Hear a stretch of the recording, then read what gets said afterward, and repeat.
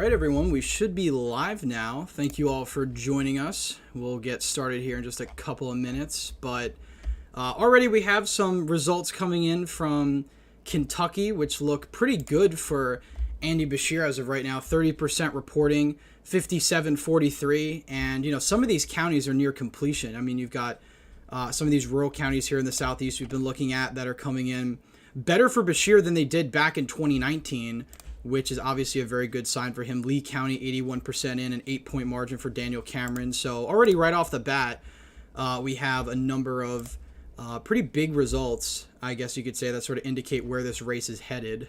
But yeah, it doesn't look too great for Republicans as of right now in Kentucky. I don't know what happens, or what's going on in Virginia, rather. Just started. I haven't actually looked at any of the results until just now, so I just got home. But yeah, so far with 1% in, Dunavant is losing 12 points, or is down 12 points, rather. That's one of the key races. That's one of the state Senate seats that Republicans need if they want to flip back, or yeah, if they want any hope at flipping back the state Senate. Let's see if VPAP's actually working here.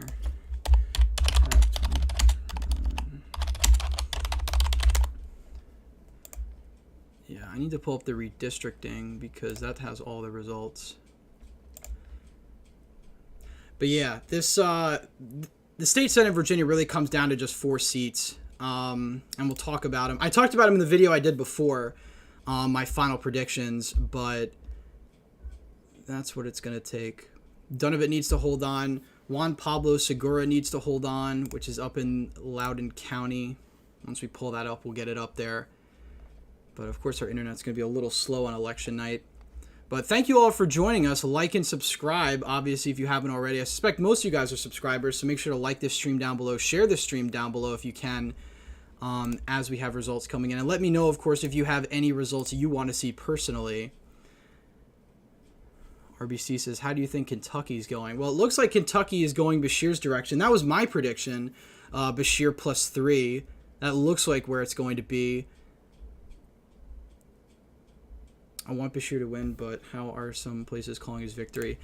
I don't know. I think they're just calling his victory based on the rural counties that we have in so far. I mean, Beshear, this is one of those states where Beshear's going to be up in the beginning and then it's going to tighten. I suspect he's going to be up throughout the whole night, though, just based on the results we have.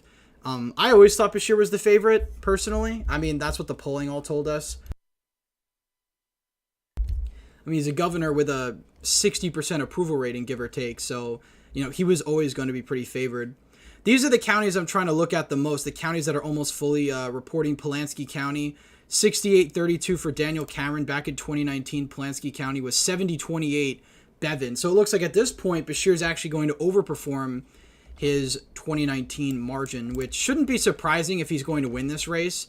I've always said, again, that I thought Beshear was going to win, but I thought his coalition was going to be in the urban areas, and he was going to do worse in rural areas. But it seems as of right now, Daniel Cameron's just doing worse all around. He's doing worse in urban and rural Kentucky.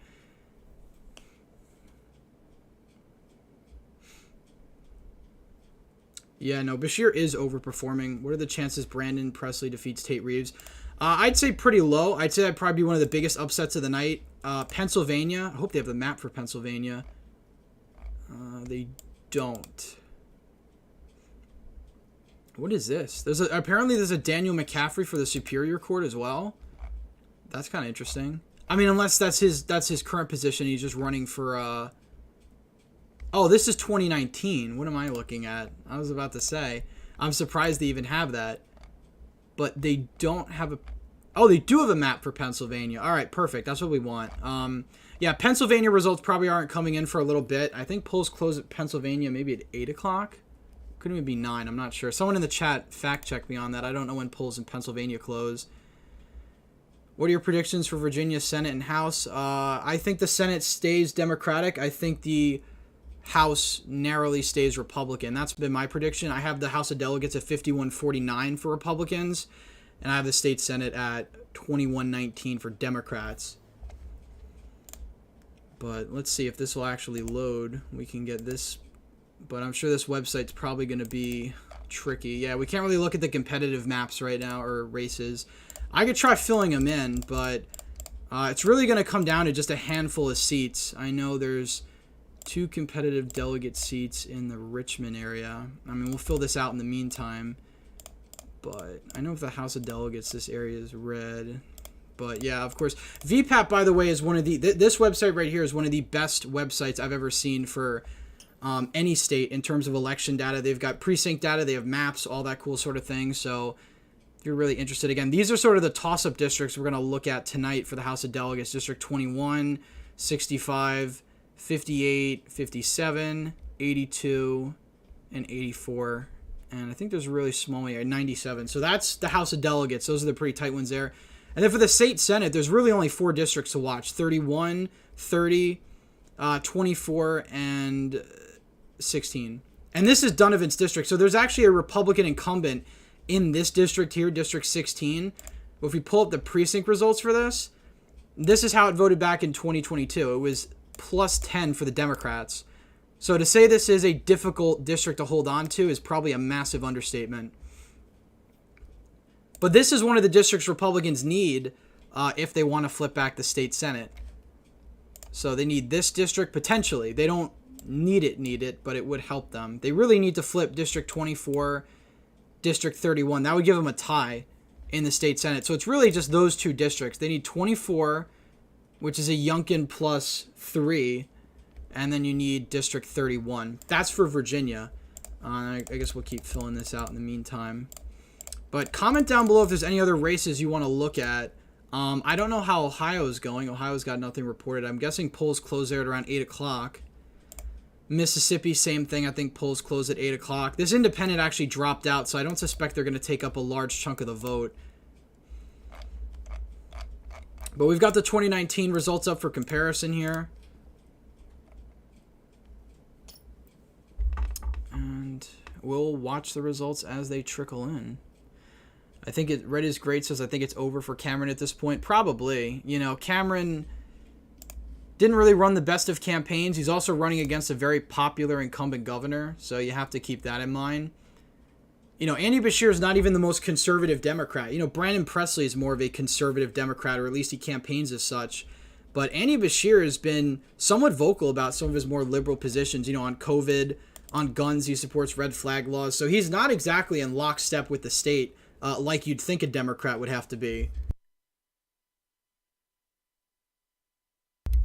So it's going to be difficult for anyone to upset there. Fayette County 72-28. I'm actually surprised Jefferson County is 69-31 for Beshear. It's actually lower than I would have expected. I would have expected Beshear to get over 70% in both these counties. And yeah, the suburban counties are looking decently blue. But again, look at the votes being reported right now. 61-49. It's not exactly there, but from the data we have in the rural counties, it certainly doesn't look good for Cameron, just because it seems like he's already underperforming. Yeah, Wasserman already called it for Beshear. I'm not surprised.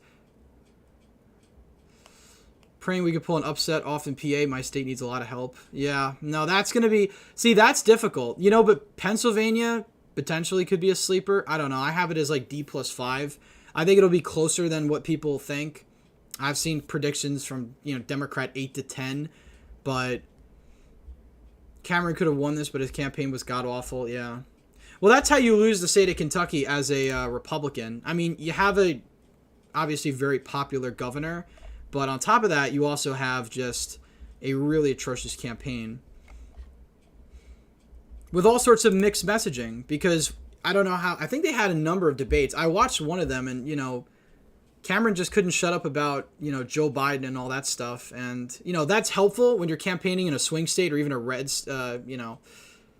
But when you have a governor who's really popular, who a lot of Kentucky residents don't associate with Joe Biden, who's running solely on local issues, you know, that's how you win.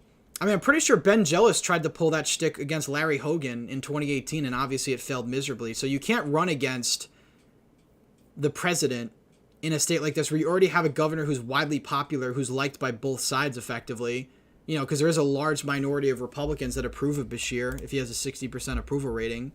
Now, obviously it hovers, but that just goes to show you that governor's races are very different than some of these, you know, statewide federal contests. people just view these things very differently. But that's what we have out of Kentucky. Results are rolling in pretty quickly. 36% of the votes in, so we've got over a third of the vote in. And I'm really watching the population centers. Fayette County, 72-28 for Beshear. Jefferson County, 69-31 for Beshear. New York. New York has all local races. You know, Queens District Attorney. Change the debt limit for small city schools. Oh, these were the ballot questions on the back of the ballot for those who live in New York. You got some county executive races here. So nothing big in New York. Texas apparently has some elections. You've got Houston mayor. Sheila Jackson Lee, I think, is the progressive running in that race. I think a lot of the Republicans have been endorsing John Whitmer. Uvalde mayor. That's going to be big just because of the significance of, obviously, the tragedy that happened there last year. Mississippi. Anything out of Jersey? I don't know if polls closed in New Jersey yet. Probably not. Our polls in New York don't close till I think around 9 o'clock, so Kentucky's oddly early. That's one of the reasons why I decided to do the live stream at 7:30. I think it's a nice time right in the middle. I know polls close in Kentucky technically at 6, but that's Eastern Kentucky, and I knew we weren't going to have a lot of results in by then anyway. But so far, right to abortion, 70-29. Legalized marijuana, 60-39. Yeah, this is kind of what I thought was going to happen. The abortion issue is definitely going to go way ahead of the marijuana issue. And, you know, it just goes to show you, again, abortion is just an issue that Republicans are going to get continually clobbered on for the foreseeable future. You know, these ballot measures are really the nail in the coffin, you know, because once you have states establishing this in their constitution, there's no going back, really. You know, you're not going to have the numbers. You're not going to have the legislation. So I kind of think it's ridiculous that pro-life groups would push these referendums when they're going to fail. They're almost always going to fail, the pro-life side, rather. I'm not saying they did that in this case, but just in general, you do have some of these sort of pro-life issues getting pushed onto the ballot, and it doesn't work. So that definitely, Republicans definitely need to shift strategy on that, but that's a whole separate topic. Colorado, nothing. These are just ballot referendums. But again, if you have anything in the chat, I'll check chat in a moment. If you have anything in the chat you want me to look at in terms of results and whatnot, or just any general questions, you know, we could talk about anything politics related while the results come in, because it does come in pretty slow.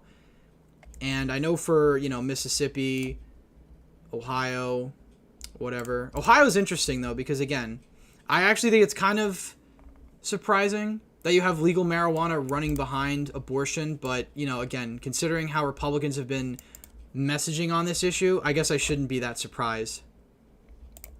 Let's check chat. Videomaker2341 sent a super chat. Thank you very much. Hi, CJ. Voted today in New York City for local elections. Well, that's awesome. I think New York City Council's up. We'll definitely be watching that throughout the evening. I also voted here in New York, but for county stuff. No big races here, just county legislature, county executive, stuff like that, which I think is going to go Republican for sure. Rhode Island has... Rhode Island has that special election going on tonight. But Virginia's the one I'm going to be watching like a hawk, because Virginia's the one that really makes or breaks, I think, Youngkin's political future going forward. So this is the race I've been really focusing a lot of my attention on, this race and Kentucky. The other races have kind of fallen by the wayside for me for a little bit, so obviously we'll be looking at those more in depth. I didn't really have time to make a prediction on Ohio. When I made my video yesterday, I totally forgot that Ohio was having their abortion vote in November. But as I said in my prediction video, I think both issues, legal marijuana and abortion, are going to pass. But so far in the state Senate, Sutherland in District 4, 9% of the vote in. Sutherland is up by just 1.5 points. Is that a competitive district? Yeah, not really that competitive. It's District 4. Then again, this could be a good benchmark, though, because this district really shouldn't be that competitive. So if somehow Republicans are doing poorly here, I guess we can't double-click for details, but This is a Youngkin plus 10 district, so I guess you could argue if Republicans are doing bad here, it's probably a bad sign for them across the state. But again, only 9% of the votes reporting. The only races called right now are essentially uncontested races and races where you have, 85-15 margins probably in Nova right there. But I'm pretty sure there's other... I know Loudoun County has its sheriff's race, and that's going to be interesting because Loudoun County, surprisingly enough, actually has a Republican sheriff, and that's a county that Biden won by 25 points. So he won narrowly back in 2019. Will be interesting to see if he actually holds on this time around. VA is a center-right state, but mainly centrist. If there's a split verdict in Virginia, how would that impact Youngkin's future? That's actually a great question. It certainly weakens his ability to make the case that his model works for helping to elect Republicans. Because obviously he won in 2021, but those circumstances were very different than the circumstances we find ourselves in now. Roe v. Wade wasn't overturned in 2021, so you didn't have that issue supercharging the Democratic electorate. And, Terry McAuliffe was not really the best candidate. Yes, he was a former governor, but he ran a pretty poor campaign in retrospect. The messaging was just not in tune with the voters of Virginia. And, by contrast, Youngkin ran a great campaign, and he only won by 2 points. So if Youngkin can't win a trifecta tonight, I certainly think that hurts his ambitions for higher office. It would be very foolish for Youngkin to run in 2024, even if he gets the trifecta. 2028, I think, would be his moment because, if Trump's the nominee, even if he were to win, of course, he'd be term limited, right? So 2028 would really be Youngkin's time. The only problem is Youngkin leaves office in January of 2026, and he's going to have 2 years of essentially being totally out of the spotlight. So that's like his biggest issue. If he doesn't run in 2024, how is he going to be relevant in 2028? That's what a lot of people said about DeSantis, including myself. And, obviously, given the way things are going in the primary, that certainly didn't work out for him.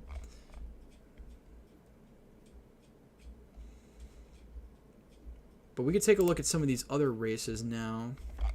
Been looking at Virginia like a hawk. It's really Virginia, Ohio, Pennsylvania, once that comes in, is going to be pretty important. Right to abortion. Kind of curious what the margins are in these counties. Stark County is an interesting one to look at because this is a 2 times Obama county that flipped to Trump. I think if Romney won Stark County, it was incredibly narrowly. 64-36 with 20% reporting. How's the marijuana measure doing over there? It's a lot closer. Yeah, 53-47. That's interesting how far behind legal marijuana is running behind abortion. Take a look at Kentucky.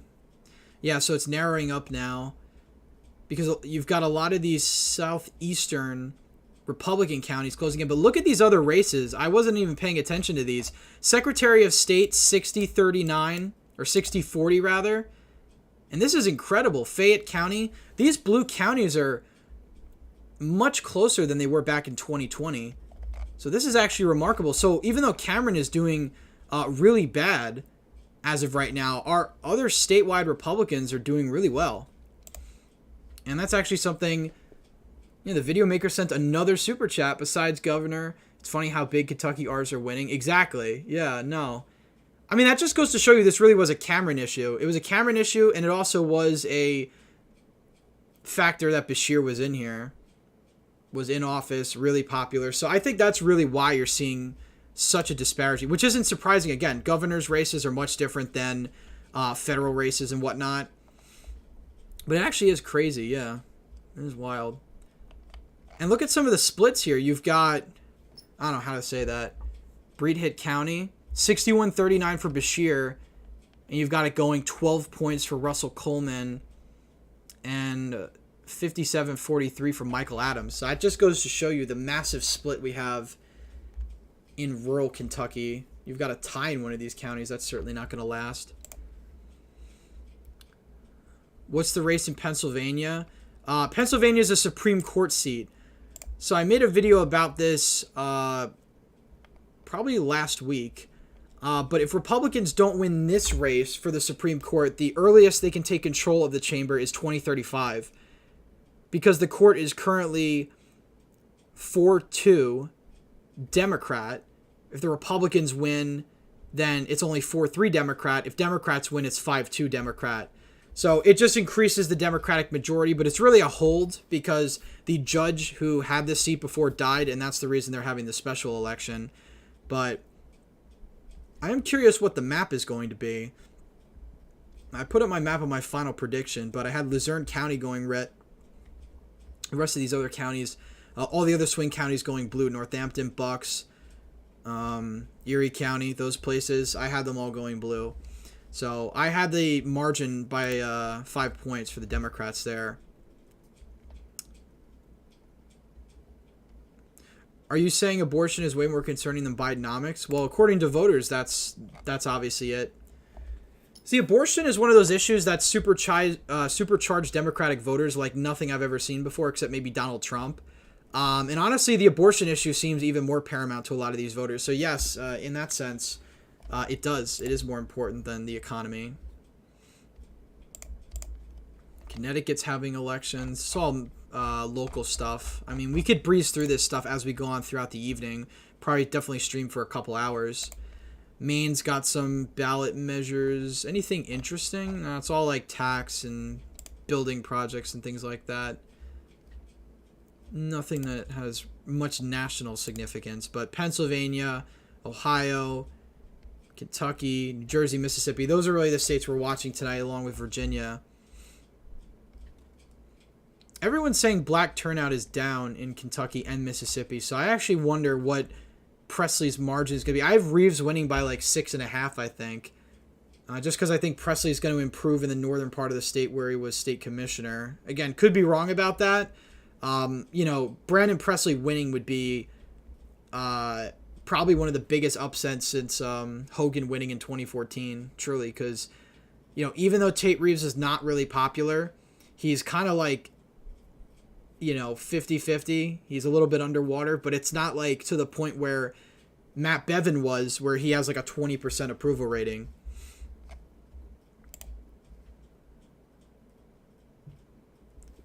Come on, Carluccio. Yeah, I'm with you with that. I don't know what's been going on in Pennsylvania, to be honest. I don't know how much effort the Republicans have been putting into the state Supreme Court race. I know a lot of money got piled into this at the last minute, the last month or so. But, 2022 is just a disaster for Republicans in Pennsylvania. And, you really need a top-down just overhaul of the entire state party operation. Because this is a state Republicans should be winning in these races. I mean, Biden only won here by 1 point. He's massively unpopular here. And yet you're probably going to have a Democrat win by 5 or 6 points, maybe even more. Which just goes to show you Republicans aren't really doing their job with tying the Democrats to Biden in a way that makes sense. But again, abortion kind of overshadows a lot of that. In Maine, the proposal to create a state-run utility is pretty interesting. Well, that we'll definitely watch because that is interesting. I kind of breezed through that really quickly. Question, if abortion rights are put into a state constitution, what would a Dem run on later? I'm serious. What other issues do they have? That's actually a very good point. And abortion was an issue that Republicans were able to run on, I think, as long as Roe v. Wade was still in place, because it kind of gave Republican voters a reason to come out. But it was in a way that didn't scare Democrats, because Democrats were comforted by the fact that Roe v. Wade protected abortion. So most Democrats and even some, pro-choice swing voters knew that abortion really wasn't going to go anywhere. It's a federal issue. Now it's a state issue. So now Democrats can make every single race about abortion, and they're going to do very well. And we've seen that time and time again since Roe v. Wade was overturned. The special elections, obviously in the midterms, in the special elections this year even, you could argue.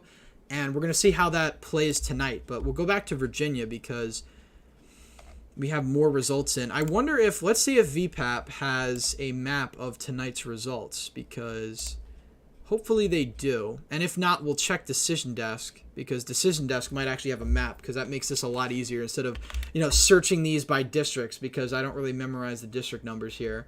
I just know where they are roughly. But while that loads, we'll keep sort of looking ahead, and we can keep filling this out even.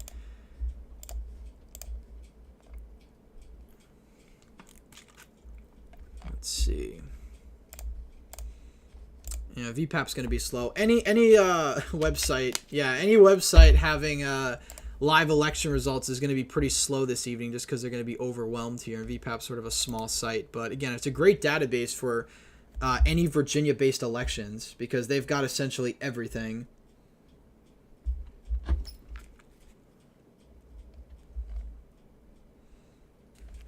But while that loads... Again, I wish the New York Times a big enough publication to have a map of the Virginia legislature, you'd think, but I guess not. We'll see if Decision Desk has it.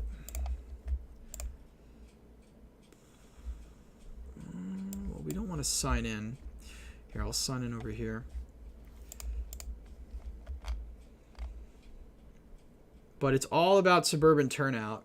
And, Youngkin was really pushing the whole Secure Your Vote initiative, trying to get Republicans out to early vote. And, this is the night to prove whether or not that actually was effective, because you could use that model for other states to get Republican voters to vote early, because, early voting was slandered after 2020, and Republicans since then have been getting absolutely slaughtered when it comes to the early vote numbers.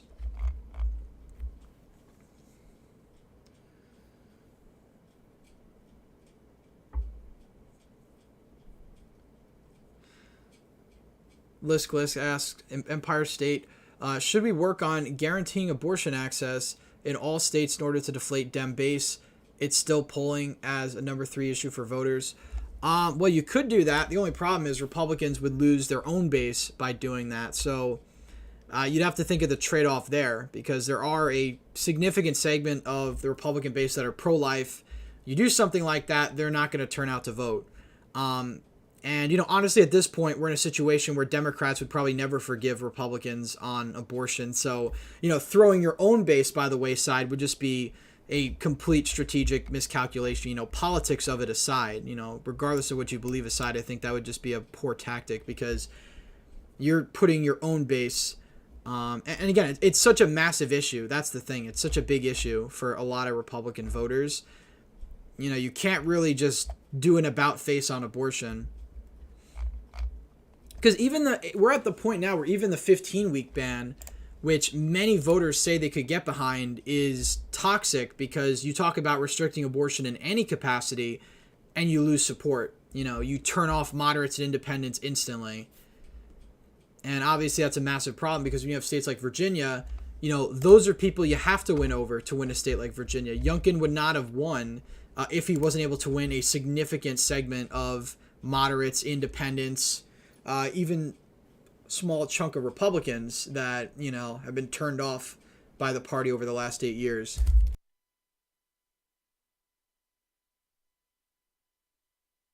People should never underestimate the sway Catholics and evangelicals have on the Republican base. Exactly, that's my point. They make up a large chunk of the base, so doing something like that is essentially a non-starter. Wow, the right to establish an abortion passing by almost a 2/3 majority. Again, this is all probably early vote coming in, so these results are a bit misleading. And, the highest reporting county we have so far, I saw, was around 30%. But look at these numbers. Hamilton County, 75-25. Columbus, nearly 80% in favor. Cuyahoga, 78%. So pro-life Ohioans are in for a rough night tonight. I didn't make a final prediction on this, but I would have said it would probably pass by around 20 points. And it looks like legal weed is going to pass by maybe 10. Something like that. We'll see. Maybe even closer. Because right now it's 57-42, but a lot of this is early vote. So it's most definitely going to pass. It's just a question of by how much. Although what's interesting is the No campaign, from what I understand, at least a month ago, had more money than the Yes campaign poured into Ohio. So they actually had the fundraising advantage. But that's Ohio for you. These Virginia results. I wish we could get a map up here, but I guess not. State Senate. Oh, election results. Why didn't I click that? but a lot of these swing districts we're going to be looking at in Virginia, the ones that we're tracking, they're all districts that either narrowly voted for McConnell or narrowly voted for Youngkin, but every single one of them voted Democrat in 2022. So all of these districts are Biden districts. So already for Republicans to win any of them, it's sort of an uphill battle. Now, obviously, Youngkin was able to do that in 2021. He swung the state 12 points to the right. But 33% in, Durant is up by 1.5%. That's not bad. If this is early vote coming in, that's certainly a good sign for her. She's in a Youngkin +8 district. It's not exactly a competitive district, but, I mean, if Durant is doing well there, it's certainly a good sign. Danny Diggs, District 24 is a competitive seat we were talking about. He's up by 6 right now, 26% reporting. Monty Mason, now it's 4 points. Monty Mason is the Democratic incumbent. So that's one of the seats that Republicans need to flip if they want the state Senate. Where's Dunavant? That's another district that's pretty competitive. I might totally be passing it. Oh, well, it's going to be on the right because she's the Republican. So it's actually getting closer. The Democrats only up by 6 now in that race.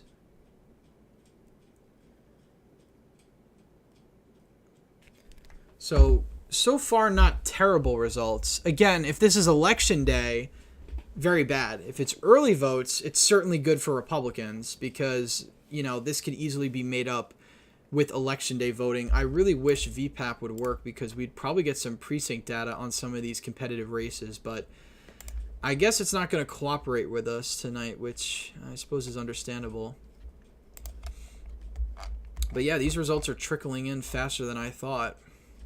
We'll go back to Kentucky. I haven't checked Kentucky in a little bit, but we've got Beshear up by 6 now, 50% reporting. But look how well the other Republicans are doing on the same token. You've got 60-40 essentially, or 60-39, 61-39 for Secretary of State. You've got 57-42 for Attorney General. Again, this is probably only going to go up because the counties that are outstanding are all Republican counties. Wow, Floyd County, Kentucky, where was that? Wow, so it looks like Beshear's on track to overperform in some of these counties. Floyd County was 52-45 for Beshear. 2023, it's 57-43. So you really have to just pin this down to Cameron being a poor candidate, running a bad campaign.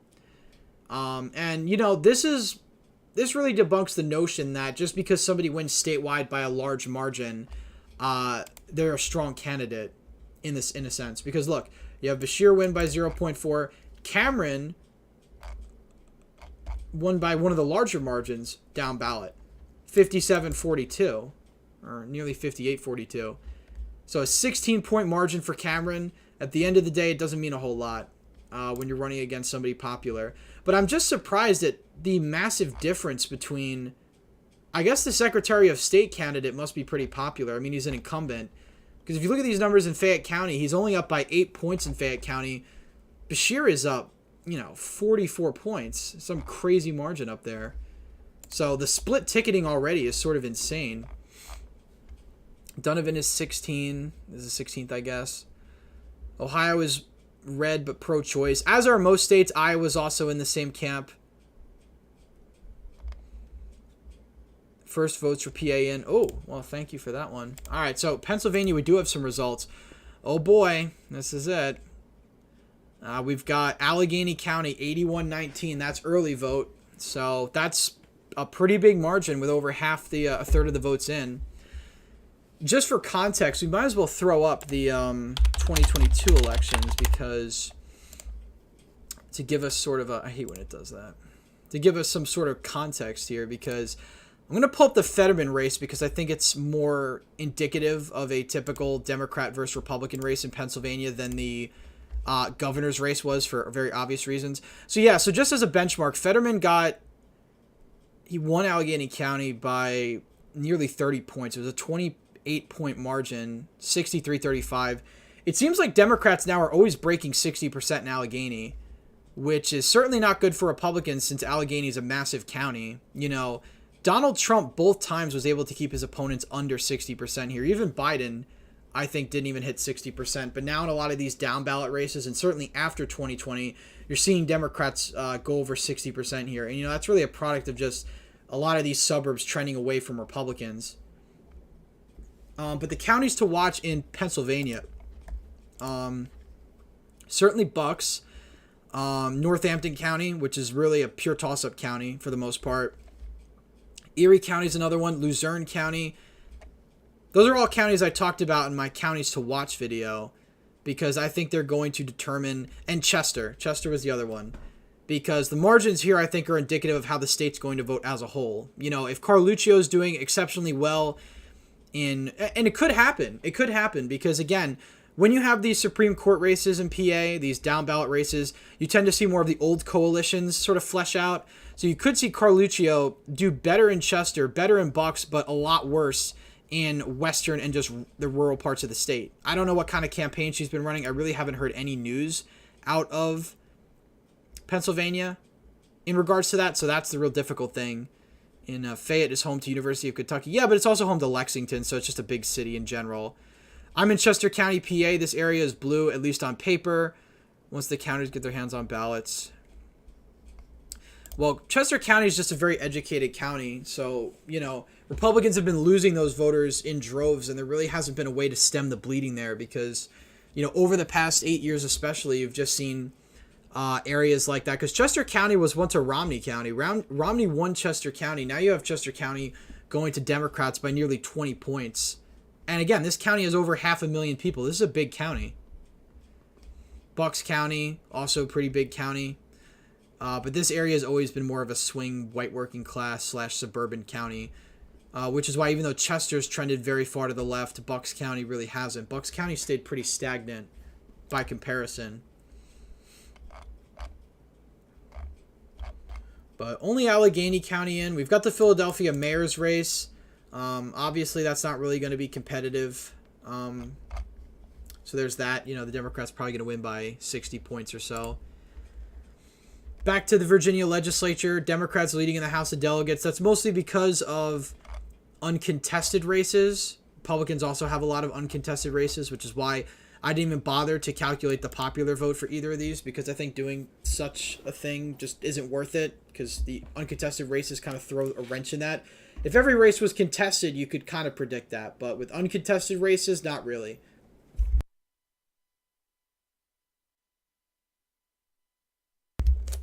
Certainly makes things more difficult. So Donovan is down by 4 with a third of the vote in.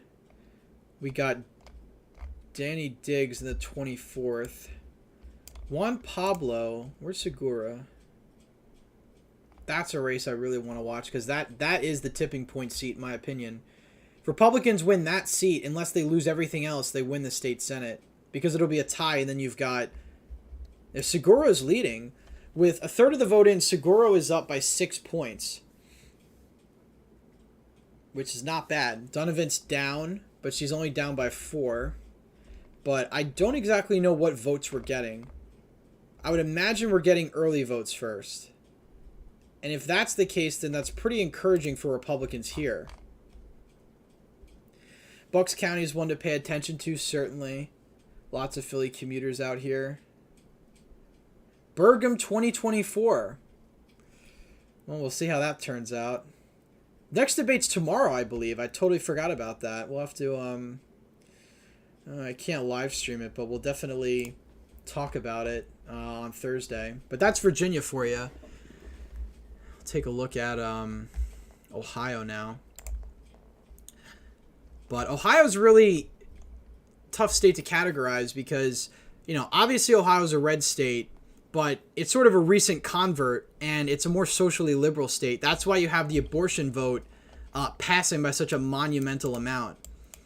And, the pro-choice side on abortion has just been much better at messaging than the pro-life side. I think that's objectively the case. I mean, you're talking about a country already that's usually 2/3 pro-choice to begin with. So you have that. So the messaging there is, you've got the public on your side, you've got the money. But the pro-life campaign actually raised more money than the pro-choice side in Ohio. And look look what it's got them, 35%. So when you put these issues to the ballot, they fail. So that's one of the reasons why, if it's something you really want to change, you have to do it legislatively. You can't do it by the ballot because you're going to lose.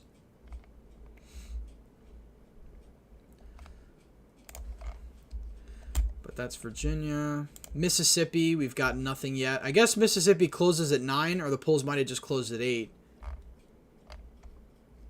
What's going on in New York? New York closes at 9. We probably won't have results in New York for a while when it comes to those council races, things like that.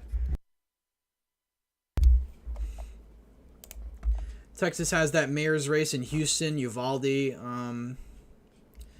Increase the homestead tax exemption. Well, that's broadly popular everywhere. Dallas County, 81%. Yeah, this is going to... I would call that already. That's going to pass overwhelmingly. Establish the right to farm, garden, and ranch in the state constitution. 76-24. Well, that's not really surprising given that we're talking about Texas. And even Dallas... Yeah, even passing really big in urban Dallas County, 72-28. And look at the rural counties, 91-9. That's very funny. But Maine, I think, has a ballot measure. Someone in the comments mentioned to require a publicly owned utility debt. But we don't have any results out of that yet. So it's going to be a little bit. America's pro-choice, but the vast majority want some restrictions. And that's why you've had, Republicans try to message on the fact that they want a 15-week ban. But obviously that's not working because, again, when you have a lot of red states banning abortion outright, that obviously scares Democratic voters in other states that are swing states, gets them motivated to vote because they don't want that happening in their state. Oh, we've got some more. So this is all early vote. But so far, Daniel Caffrey is doing pretty well. I don't know where we were at this point in time back in 2022.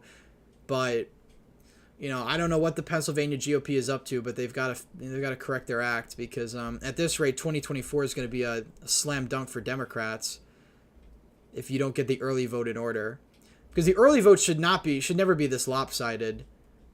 So Republicans need to early vote, and you need Republicans that actually get other Republicans to early vote. I heard the Allegheny County DA race is going to be competitive. I heard that too. I thought it was also county executive is going to be pretty competitive. Main one is question 3, not 1. Oh, okay. I just breezed over that, I guess. Oh, create a publicly owned utility. Oh, I was looking at public utility debt. My bad. This initiative would overhaul the operation of Maine's electric grid, replacing the state's 2 investor-owned utility companies with a newly created customer-owned utility called Pine Tree Power. That's going to be very interesting. I wonder if that's going to pass. I have no information about this at all. If someone's from Maine and knows anything about this, be sure to comment down below because I'd love to hear. But, yeah. That kind of reminds me of the public option in Vermont, so to speak. Although that wasn't put up to a vote. I think Governor Shumlin tried to pass that, and he almost lost re-election because of it, because it was such a disaster back in 2014. This is all early vote, yep, in PA. How do you think PA is going? I said in my prediction, I think Democrats are going to win by 5 in PA. Maybe 5 or 6 points. I don't think it's going to be a total landslide for the Dems, but the Democrats just have a fundamental advantage in Pennsylvania. They have more registered voters. It's just a blue state at heart. It's a very unionized state. You still have Republicans having trouble breaking through in a lot of those white working class areas. Lackawanna County, Luzerne County, even portions of Western PA. Western PA theoretically should be redder than it is given how rural some of the areas are, and yet it's not. But let's go back to Virginia because, let's see, maybe VPAP will work this time. Nope. VPAP crashed. Oh, I promised I would get into decision desk. We'll get on that. But let's check Kentucky. I've been sleeping on Kentucky a little bit. It's getting closer and closer, 52-47.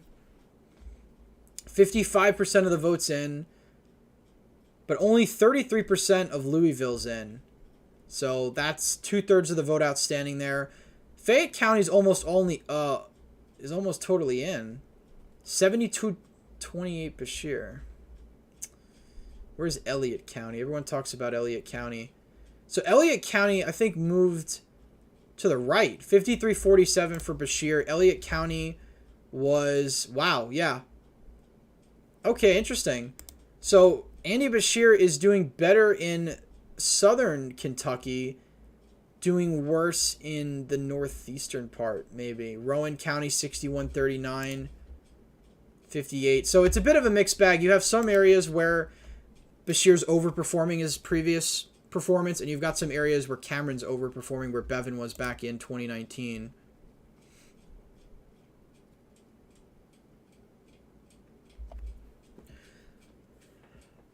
RBC asks, if Trump is convicted, how would your prediction change? Well, my prediction's already that Trump's on track to lose. I think most Republicans would lose to Biden at this point. And I could make a whole video about that, of why I think that is, because it's not just a Trump issue. It's also just the fact that Republicans are such a mess right now when it comes to messaging, organization. They're very fractionalized. What am I looking for? They're very fractured. So the Republicans have their own issues to sort out. And also you've got abortion just totally clobbering them. So that's one of the reasons why I've said I think it's an uphill battle for any Republican to beat Biden, which is certainly not something I would have said early on, because Biden on paper is a very weak incumbent, but you have to look at who's running against Biden. And if Trump is convicted, I think it's almost a guarantee for Democrats to win. Obviously, if Trump's the nominee, but even another Republican, because they're going to get tied to defending Trump, who's then in jail, and that's going to be a mess. So, 2024 is going to be rough. This is the night where Republicans need key victories. They need Virginia. Kentucky, they're not going to get. Decision Desk called Kentucky. Someone in the comments said that. Thank you for that. I have to log into Decision Desk, I think. Or maybe not. No, I might not need to. Let's get Decision Desk 2023 up here, and I'll put it onto the tab. But Decision Desk I like is because they have maps of things that New York Times doesn't. And sometimes they report faster, sometimes New York Times reports faster. It's funny, I've been doing these live streams since 2020, so I'm quite familiar with Decision Desk. I think even in 2020 we used Decision Desk. I'm only seeing 2022 results on Decision Desk. I don't know why that is. Do I have to click on the individual races? I do. Yeah, Decision Desk already called the race for Bashir. I think it's because of the outstanding vote in Louisville, Jefferson County. I guess Republicans can't overcome it in the rest of the state. And also given some of these other counties, Clark County, 4-point margin for Bashir. This was a county that Bevin won by 7. Yeah. Yeah, so kind of as I predicted in a sense, the urban and suburban areas are coming in bluer, but what I didn't count for was also rural areas as well. My prediction is still Bashir winning by 3.5, so we'll see how right or wrong I was about that. But I definitely knew Bashir was winning. Cameron winning was not going to happen, realistically. The campaign was a mess, and Bashir's just too popular. So, what would Republicans... I can't read the rest of that. Oh, do assuming Trump loses in 2024? Well, they got to do some soul searching. That's what they need to do. Similar to what Republicans had to do back in 2012 after Romney lost, which involves sort of analyzing where Republicans need to improve with key voting groups. That's what the whole, I forgot what they called it. The RNC did some weird audit or something. They did some process where they're like, all right, what are we doing wrong? And they went through it and they're like, we need to do better with Latinos. And the funny thing is they were right about that. I think the thing they didn't foresee was that Donald Trump was going to do better with Latinos. Because honestly, the Republicans were going to soften their position on immigration because they thought that hurt Romney. Because many don't remember this, but Romney sort of campaigned as an immigration hawk. Even if he didn't mean it. Because he was running to the right of a lot of his primary opponents when it came to immigration during the debates. And now Bashir's actually... he's still losing ground. But, yeah, other statewide Republicans doing fine as predicted, but it's Cameron that's getting destroyed. I'm kind of curious where Breed hit county votes. All right, so it's a lighter red county in these off-year races. I guarantee you Trump probably won this county by 50 points or something. VPAP is still down. Let's get decision desk on PA because that... Or Virginia. Let's see. Wow. All right, perfect. Virginia actually does have a map. So we'll put that up because I'd rather look at the map than just look at the New York Times and scroll through everything. So this is Juan Pablo's district. Oh, this is Juan Pablo's district. So Juan Pablo is losing now extremely narrowly, basically 50-50, or just a couple dozen votes separating the two. Danny Diggs, 24. This is another district, Monty Mason. He's up 50.3 to 49.7, so he's up 0.6. Donovan, we'll look at that district. So Donovan is doing better than I thought she would, because this district voted by 10 points for Democrats in 2022, and I think McAuliffe won it by 6. So the only reason I think Donovan's doing so well is because she's an incumbent, and she's actually outraised her opponent. PA is a blowout. Who's saying PA is a blowout? Let's take a look at that. I mean, I wouldn't be surprised, but, you know, because I had McCaffrey winning by 5, but I actually didn't think it'd be that much of a blowout. And Carluccio is a very inoffensive Republican, too. Like, she's not like Doug Mastriano or anything like that. She's a very just standard Republican. But I guess that goes to show you that abortion is just such a powerful issue that it doesn't matter, you know, what kind of Republican she is. All right, we'll go look at that on Decision Desk. We might stick with Decision Desk for a bit since they seem to be a bit better at this. All right, this is Virginia. How do I get to PA without going back into things like this? So I'll figure it out.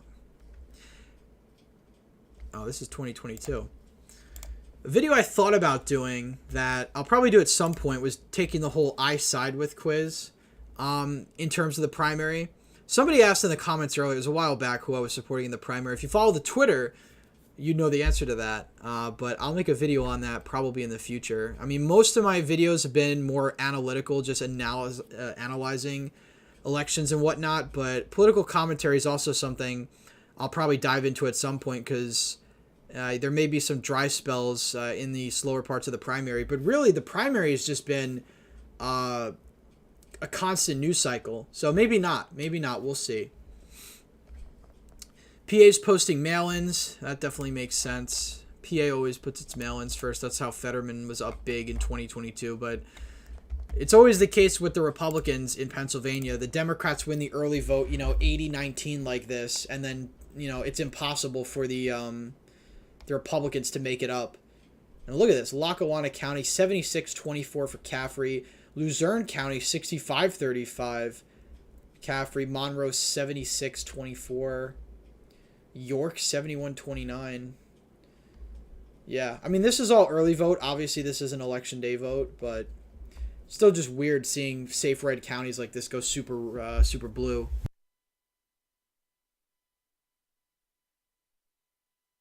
Jump back to Ohio. So things are tightening up now. You had the early vote coming in for the abortion stuff. Now you've got the election day vote, I guess, trickling in slowly. Still think yes is going to pass overwhelmingly. Could be like 60-40, maybe 58-42. But I can't really see it getting too much closer than that right now because I doubt election day vote's going to swing that much in the pro-life direction, even if you do have more... Even if you have more Republicans sort of participating. Scroll through chat.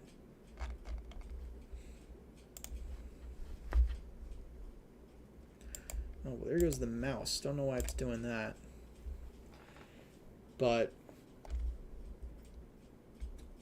certainly got... This is probably my favorite thing, though. The fact that you actually have a map for the Virginia races. And we kind of pull up the results here. There's another toss-up district I'm forgetting about. It's 24... Oh, Durant. Oh, Durant actually has an independent in this race that's complicating things a bit. So you've got District 24. You've got Donovan, which is 16. Juan Pablo, which is what is it? I don't know where my mouse is. We'll fix that in a second, which is District 31.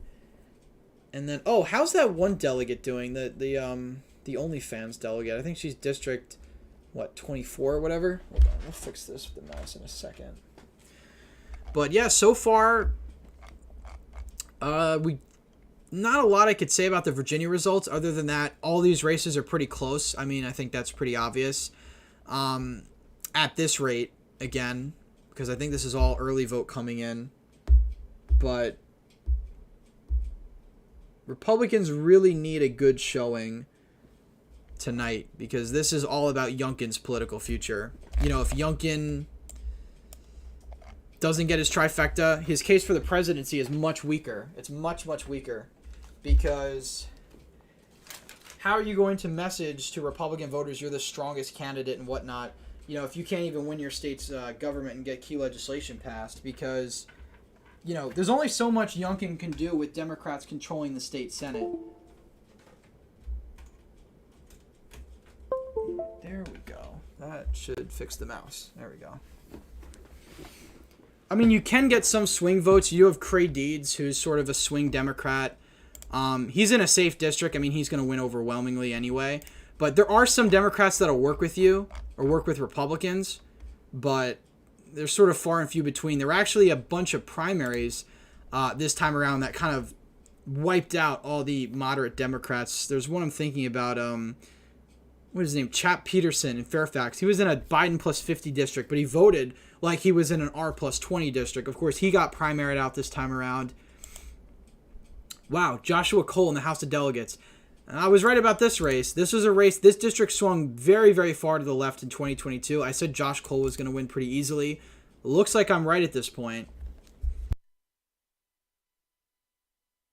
Let's see some of the other House of Delegates races. Let's see if I can get VPAP to work for its maps, because then we can look at some of the more competitive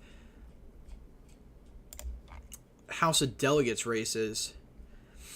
Oh, see, they even have the Clinton numbers as well.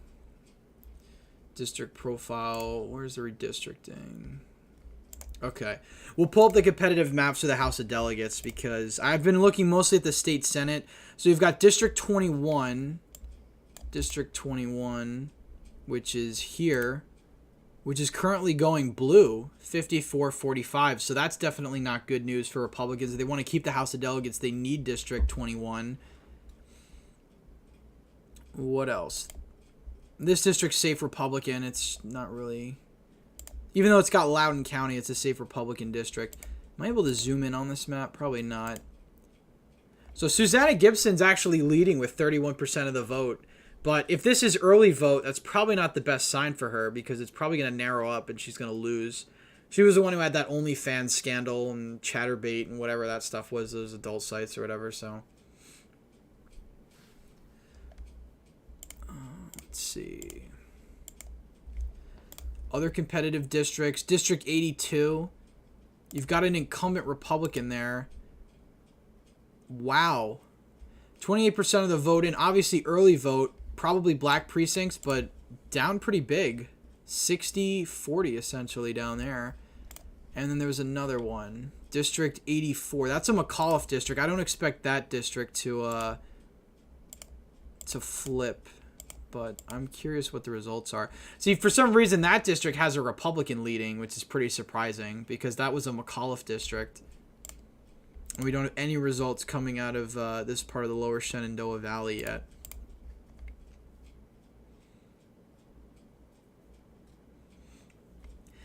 Decision Desk HQ is ahead of New York Times. That's true. This won't hold, but McCaffrey will likely win. Well, of course, yeah, of course it's not going to hold. This is all mail-in. This is all Democrats leading very big. It's definitely not going to hold by the end of the night, but, you know, are Democrats favored in Pennsylvania? Absolutely. You know, like I said, I had McCaffrey winning by over 5 points. I think, you know, that could still be an acceptable range. Could even be more than that. I could have underestimated Democrats like I did in 2022. Got the first red county on the board, Lebanon County. Oh, that's, you know, that's Pennsylvania Dutch country. That's Amish country. You know, Lebanon County is very red to begin with. I think Trump got 65% of the vote there, if I'm not mistaken. We can look that up, actually. Just for comparison. And again, the Trump 2020 map, Trump still lost Pennsylvania by a little over a point. So it's kind of crazy. We go back. Trump is basically one of the strongest Republicans in recent memory in Pennsylvania, besides maybe Toomey. I mean, just objectively speaking. Yeah, 65% of the vote was right there. So this is sort of what you want to hit. I mean, you want to hit 2021 Pennsylvania Supreme Court numbers where you actually had a Republican win. But 2020 is probably the closest thing we've got a good map to sort of compare all this stuff to. Erie County is going to go pretty blue. Greene County coming in red, but only 1% reporting. That doesn't mean a whole lot. Schneider County.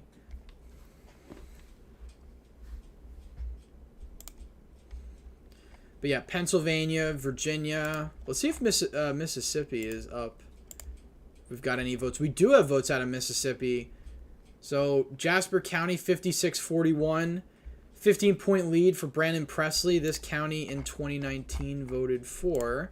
And again, it's 1% reporting, but it was a Jim Hood county. So this is actually a blue county. And Trump probably won here in 2020, I would assume. No, he actually lost very narrowly. Okay. So far, Brandon Presley, again, this is 9% of the vote in. Less than 1% of the state vote. But so far, Brandon Presley is running slightly ahead of Jim Hood, which doesn't really surprise me. I have Tate Reeves winning by around 6.5. So I'm not too shocked by that. Wasserman called Ohio for issue 1. Not surprised there. Looks like only a 2-point win for Beshear. Yeah, 2 or 3. I mean, Beshear's going to win, so I hope my prediction's right. I had Beshear winning by 3.5, so just to say I was on the money with that one, just because last year I was really, really off with so many races, and, you know, don't want to be wrong about that. 52-48 for Beshear. So Beshear's up by 4 points. It continues to narrow. That's likely going to happen as we have the rest of these red counties come in, but, I mean, you have counties on this map that Beshear didn't even win back in 2019, which just goes to show you that Beshear's expanded his base. Letcher County was a Bevin +7 county, and you've got Beshear winning it by 4. So that goes to show you Beshear's expanded the base. He's expanded his base of support. He's done better all over the state, rural, urban.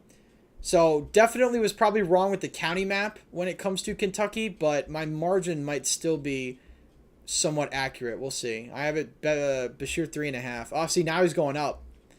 So this might not even be as close as I thought it was going to be. Scott County. Yeah, no. I think it's going to be more than 3.5 at this point. Just looking at the margins here in these. Yeah, no. Beshear's improving everywhere, and obviously a 3.5 point margin for Beshear's an improvement, but it looks like it could be Beshear 5 or 6 with these numbers coming in, because you have counties that even Bevin was winning by a likely margin that, or narrowly, Beshear in 2019 that are going for Beshear rather, so many B names, by safe margins. So let's see. No, Jefferson County hasn't been counted. It'll be a lot more. No, exactly. 2/3 of the votes out in Jefferson County. It hasn't been counted yet, so that's what I mean. That's why I think it's going to be a much bigger margin than I predicted. But yeah, if you're new to the chat, just joining us on the live stream, we'll be streaming for probably another hour or so. We'll see how the results come in. Like the stream down below, share, subscribe if you haven't already. Check out the rest of the channel. We do election analysis, political commentary, the like. So if you're new, just stopping by, be sure to do that. And we'll just be analyzing the key races as the results come in. We've got Pennsylvania, Mississippi, Kentucky. Maine has an interesting ballot measure. New York's got those city council races, some local stuff. Obviously, Virginia's really where the money's at. Both literally in terms of the amount of money that's been poured into the race, but also just these races are just so important. All right, so Tara Duran is back up now in the 27th. But this is close. Even Governor Youngkin said that these races were going to be incredibly close. Rousette Perry is up by 2 points now.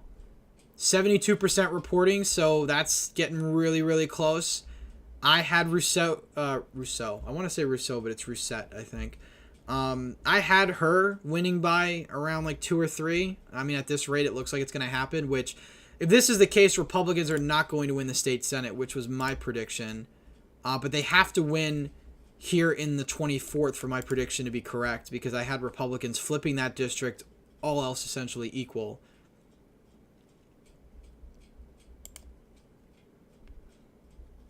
So this would flip, which would put them at an advantage. But this is a loss, though. You know, we'll do the state Senate map because that's easier to fill out than the House of Delegates map. I don't want to fill out 100 districts right now. So we'll fill this in. Kind of give ourselves a gauge of how things are playing out right now. So this is Durant's district here. It's leaning blue. You've got red here. This is blue. This is red. Oh, whatever. Red, red, red, red. Got Durant leading there. This is a blue district. This is one of the toss-up districts. Actually, we should take a look at that one. That's District 30. That's pretty much all of northern Prince William County, so you've got a pretty swingy area there. Yeah, Democrats are up 53-47, so by 6 points. So looking good for Democrats right now. And again, you know, Republicans are still holding their own, but it looks like they're not getting totally destroyed.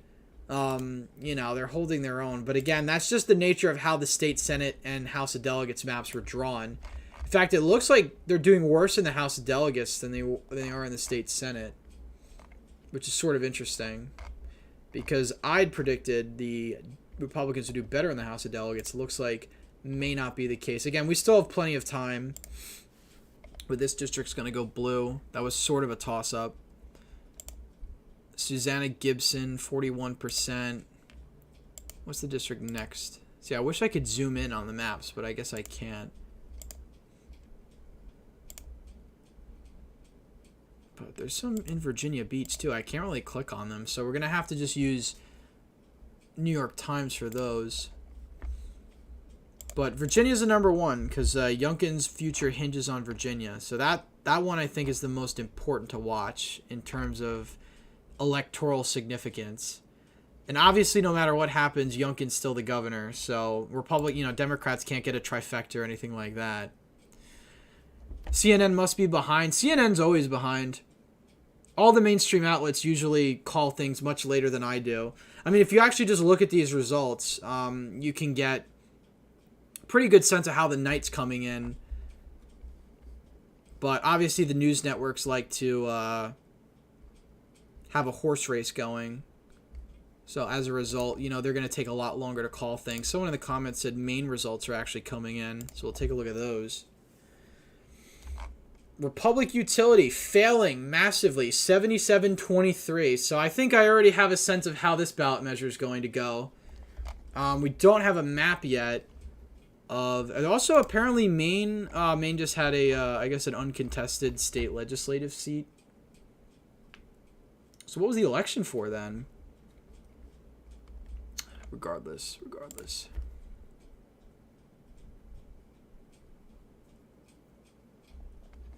Prohibit foreign governments from spending money to influence elections. Well, that's probably going to pass overwhelmingly. It's not really surprising. Ohio. Now, Decision Desk called this, so not surprising. Issue 1 was always going to pass. There was really no doubt in my mind at any point in time that wasn't going to pass. Again, when it comes to abortion, it's just, unless you're in Louisiana, Arkansas, Mississippi, Alabama, the pro-life side's going to lose when it comes to the ballot box, just no matter which way you put it, because they just have such an advantage on not just support, but also numbers and their messaging and money.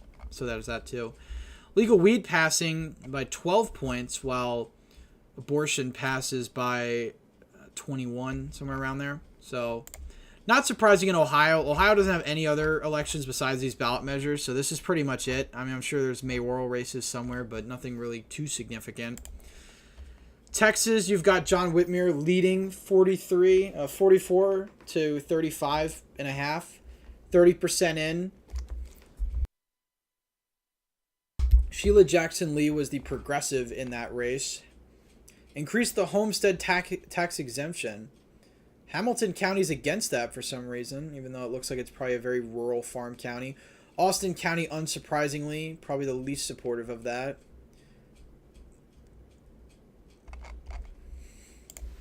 We're going to Mississippi now. Still, we're at the same spot we were before. Just Jasper County reporting.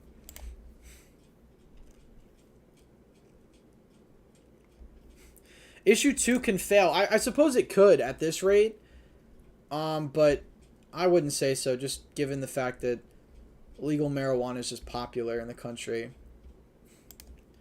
Although it's going to be close. It's always close. I mean, Massachusetts, I think, voted down legal marijuana back in 2016. Or it voted for it, but it did very narrowly. There were a lot of very blue parts of the state that voted against it. You know, usually on the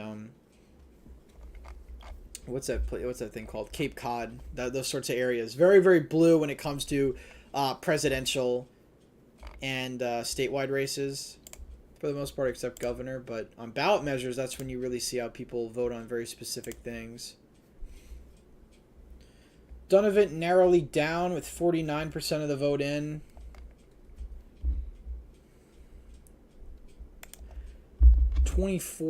District 24, super close. 54% of the vote in. This would be a flip for Republicans.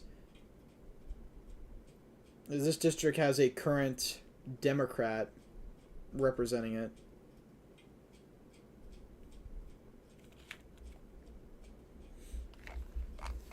But comment down below if you have any other races you want me to look at, or else I'm just going to kind of go about them at my own pace.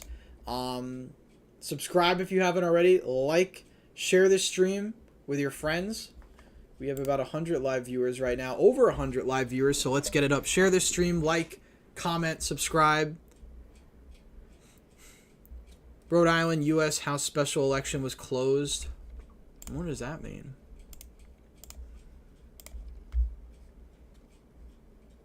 Let's take a look at it. I'm not going to attempt to pronounce that county name, but 89% of the vote going for Presley. Let's see. So that was a 56-42 for Jim Hood. So that's obviously early vote coming in early. But I have Reeves winning by 6. We'll see how that turns out. The polling has had Reeves up by a larger margin. He was up by 9.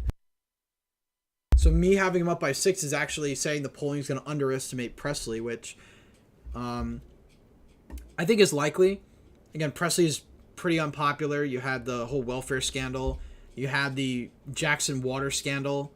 So you had a number of issues on that front. But yeah, we'll keep monitoring these results as they come in. Probably stream for another hour. Because everything that's going to come in big is sort of going to come in now. Virginia, things like that. New York City, I think New York polls closed in around 18 minutes. 17 minutes, something like that. So at around 9 o'clock. So then we'll get some results out of New York. But again, like I said, New York is really just city council races. You've got Erie and Suffolk County executive races, which, again, both very big counties. Suffolk County was an Obama county that flipped to Trump and actually went to Trump back in 2020 by like 212 votes. So this is a very rare instance of a suburban county that's actually been trending Republican over the last 8 years as opposed to Democrat. And then you've got Erie County with an incumbent Democrat who's probably going to win, I would assume. Erie County is a pretty blue county, although you do have some of those upstate counties voting a bit odd when it comes to their more local races.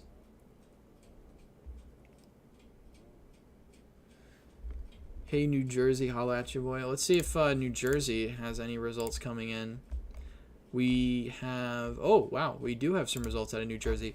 Let's see if Decision Desk has New Jersey, because if they have New Jersey, we can take a look at that. Because Decision Desk actually has the maps, and that's definitely more fun to look at than just everything else. So polls closed in New Jersey at 8.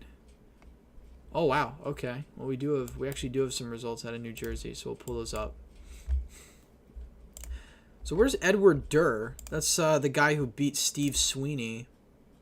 What on earth is going on here?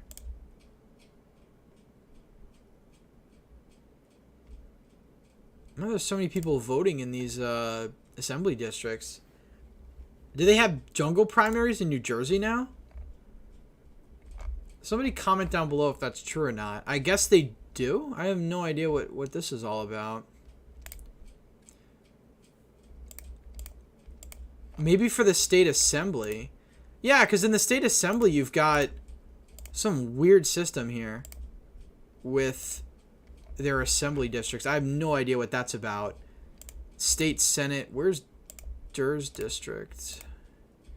He's the guy who beat Steve Sweeney. Although New Jersey redistricting changed a lot. Wow, okay. He's doing really badly.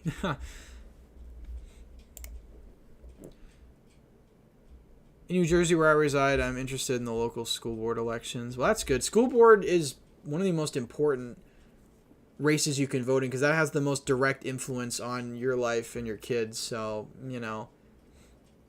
And they're also incredibly low turnout, so you can influence them very easily.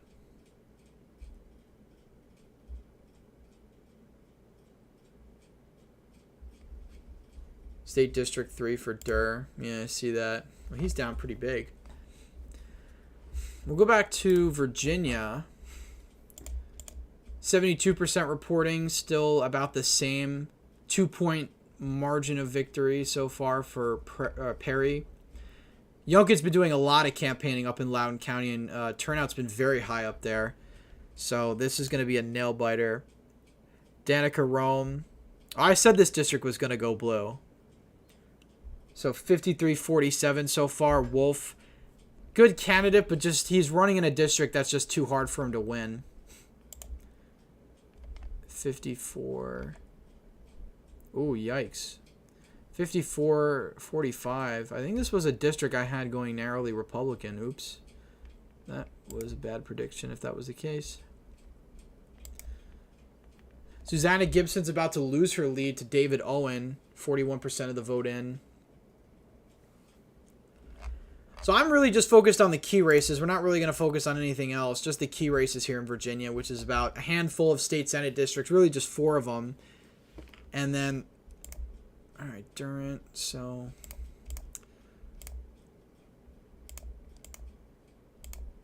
there's another district here that was going blue, if I remember. Donovan, yeah. Well, so far my prediction's on track to be correct, provided Danny Diggs overtakes Monty Mason, and then Segura would probably have to lose to Perry for my prediction to be accurate. But Durant winning is something I had. I think she's probably only going to improve at this rate. Now, she should win this district because this is a Youngkin +8, so if she doesn't, that's obviously pretty bad. Yeah, District 4 coming in. This was the district we talked about. This was Youngkin +10.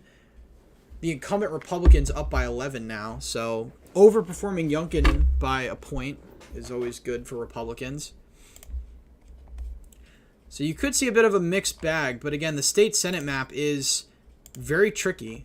But so far, it looks like Republicans are doing slightly better in the state Senate as opposed to the House of Delegates. Oh, so I have all the districts here. So, you know, we'll just do that then. Where are the competitive districts? So you've got District 97. So that's a Virginia Beach district. Let's see how that one's turning out. All right, so Greenhall, who is a incumbent who I said would hold on, is currently holding on very, very narrowly with a third of the vote coming in. You've also got District 94. That's another competitive district. Wow. All right, District 94. This was a district I had going blue. This was a McAuliffe district. And the Democrat was called with 82%. Wow, so Phil Hernandez massively outperformed McAuliffe. 11-point margin of victory with 82% of the vote reporting. So, good sign for Democrats. District 84. That's actually another McAuliffe district, but I'm just curious what the margin is here. 53-46 with 81% reporting. I would call that. I think the Democrats going to win there. I had that as lean anyway. This is shocking to me, though. 43% reporting, and I think it's going to narrow up, but this district is somehow bluer than the bluer district. And Kim Taylor's an incumbent, so that's interesting. Maybe there's something I don't know there. No for legalizing weed reached 45%. Tate takes the lead by 10. Wow, okay.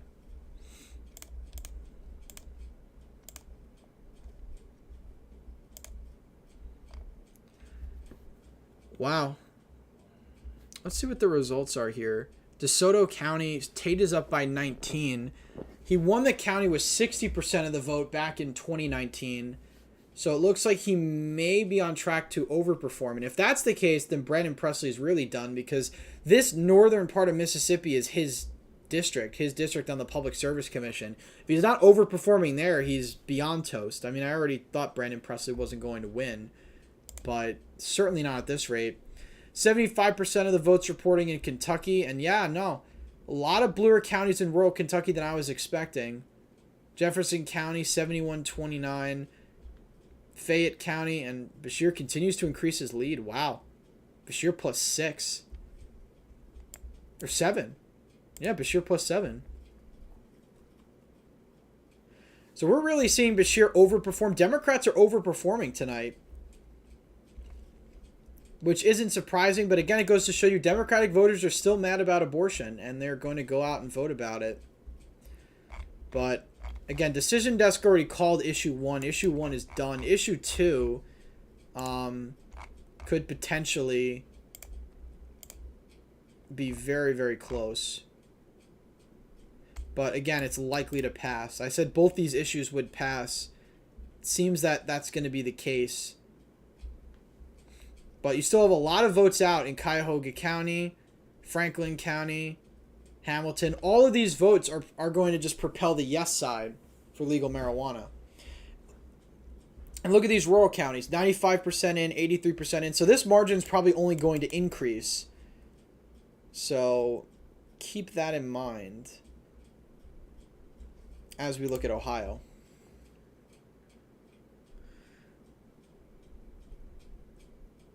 Gov race, we got a call. Which, you're talking about Mississippi, right? Oh, Kentucky. Yeah, but Kentucky was called for a little bit. 2 Republicans are going up against each other for a Long Island, New York Supreme Court. Check it out. Interesting. I don't know if we have any results on that. Let's see if New York Times has it, maybe. I'm jumping all over the place.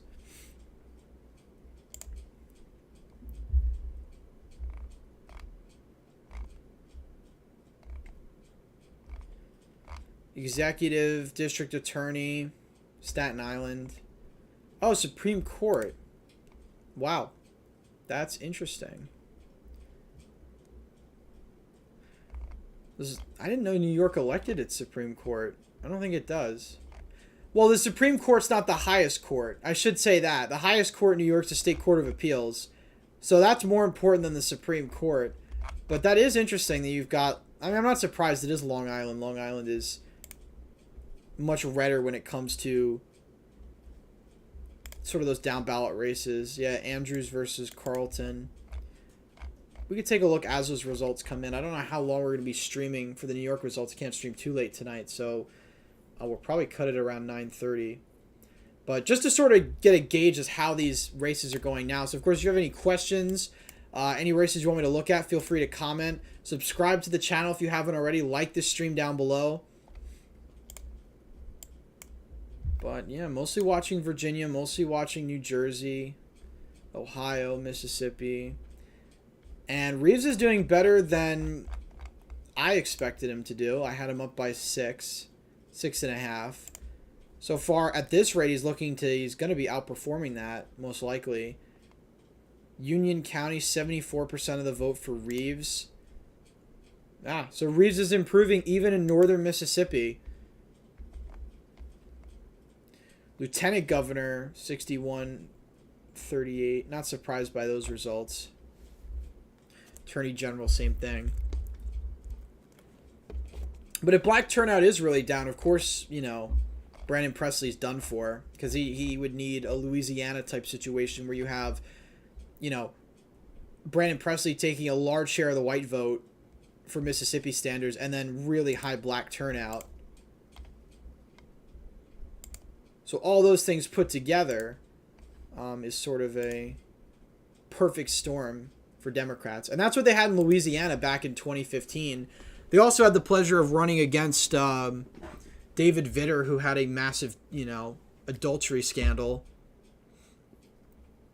Is Ohio the only state voting on legalizing weed? I believe so. I think it's just Ohio. Bashir for president 2028. Well, I will say for Bashir, I don't think Bashir could get through a primary personally. I think that would be Whitmer or Shapiro at this point. I don't think Bashir would get through a primary. Could be wrong on that, but again, I think, Kentucky governor, I really don't think he's going to get very far. Because even though he's liberal by Kentucky standards, for the Democratic Party standards, I think he's way too conservative. And, he's more of just your average Dem who's sort of pro-gun. Won't ban assault weapons and things like that.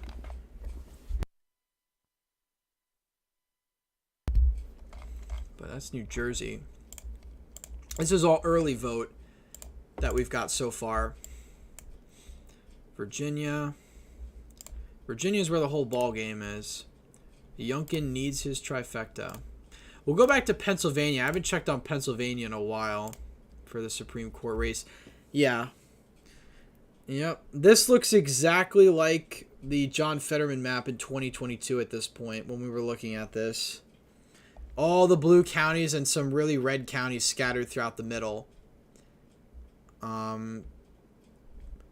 Republicans need to do better in the early vote. That's what I have to say to Republicans. But, a lot of it's very interesting seeing all these counties safe blue because of the early vote. But again, when Democrats are leading the early vote 75-25, you really can't make it up. There's really very limited opportunities to make it up at that point. And oddly enough, Carluccio is from Montgomery County, but I really don't think that regional stuff really matters anymore. I mean, Montgomery County is, the early vote there is as blue as it could ever be. 85-15. Bucks County 81-19. Obviously, Philly is going to be super, super blue. I mean, of course, that's early vote. Election day vote's going to be redder, but still, Trying to see if there's any county where we have a significant portion of the vote in. And by significant, I mean, like 60% or something. We can kind of get a gauge as to where these things are going. Because so far, it's all just early vote. And it's all obviously going to be a lot bluer than it's actually going to become election day.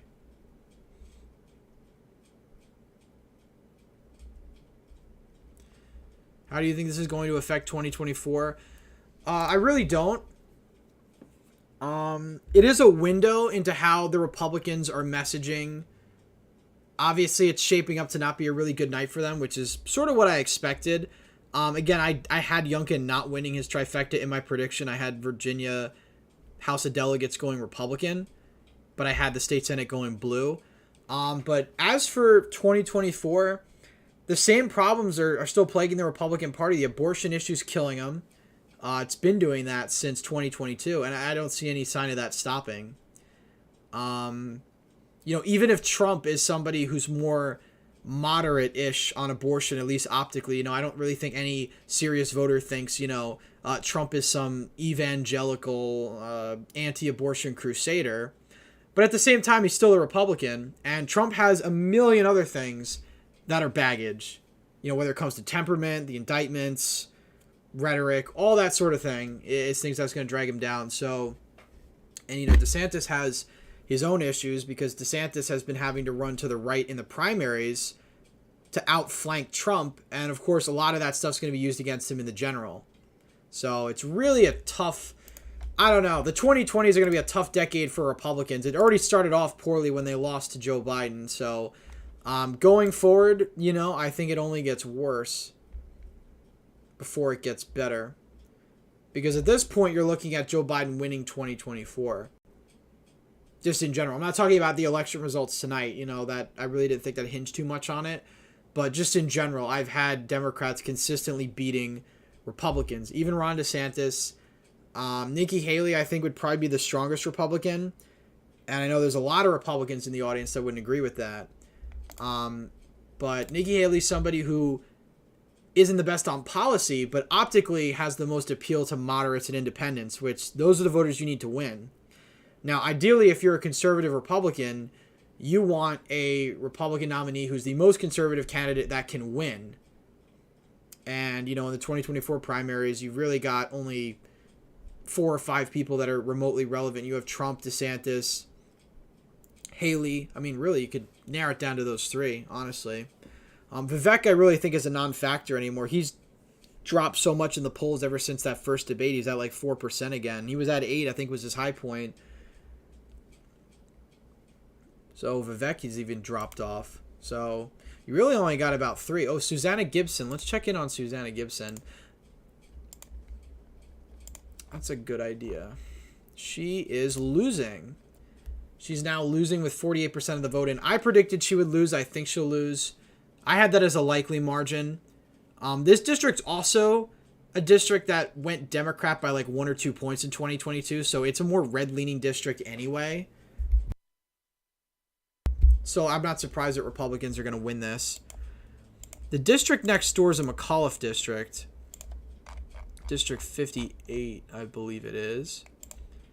Yeah, and you've got the incumbent, and you've also got an incumbent Democrat. That I had going blue by a likely margin. I'm not surprised by that.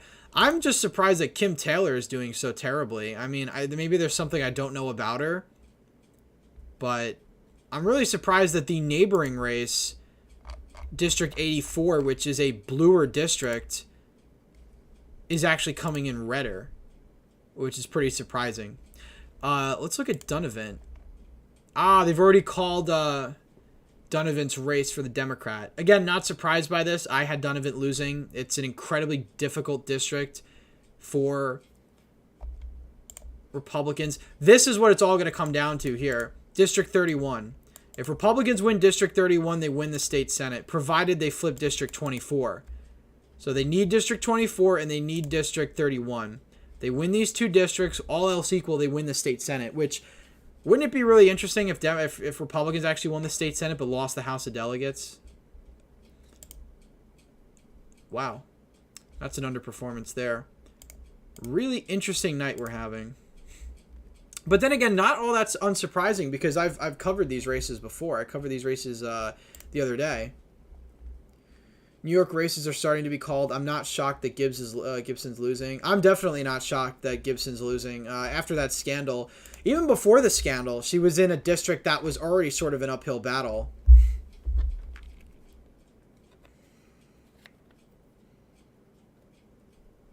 Let's see what's going on.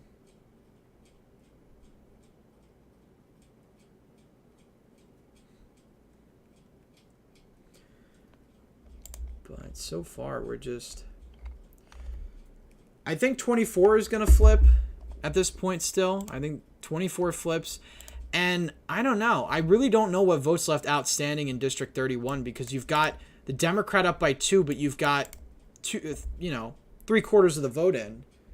I had this district going blue, but again, if Republicans win this district and they win District 24, it's over. They win the state Senate.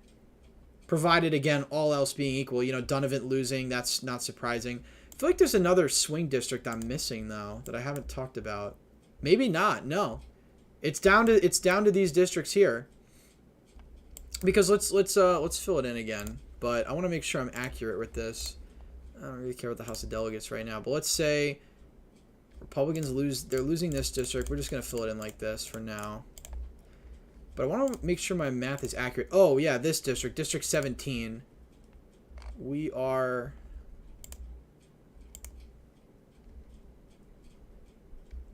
All right, so Republicans are up there with 68% of the vote, 69% of the vote. That's a pretty comfortable Youngkin district, so that really shouldn't be that surprising that that's not competitive. Or that it is... that should be a Youngkin district. 51. Yeah, it's down to these 3. So if we fill in these maps here, and, this is the swing district. We've got blue. These are all blue. This is red, red, red. We'll say Republicans win this district. They're at 18.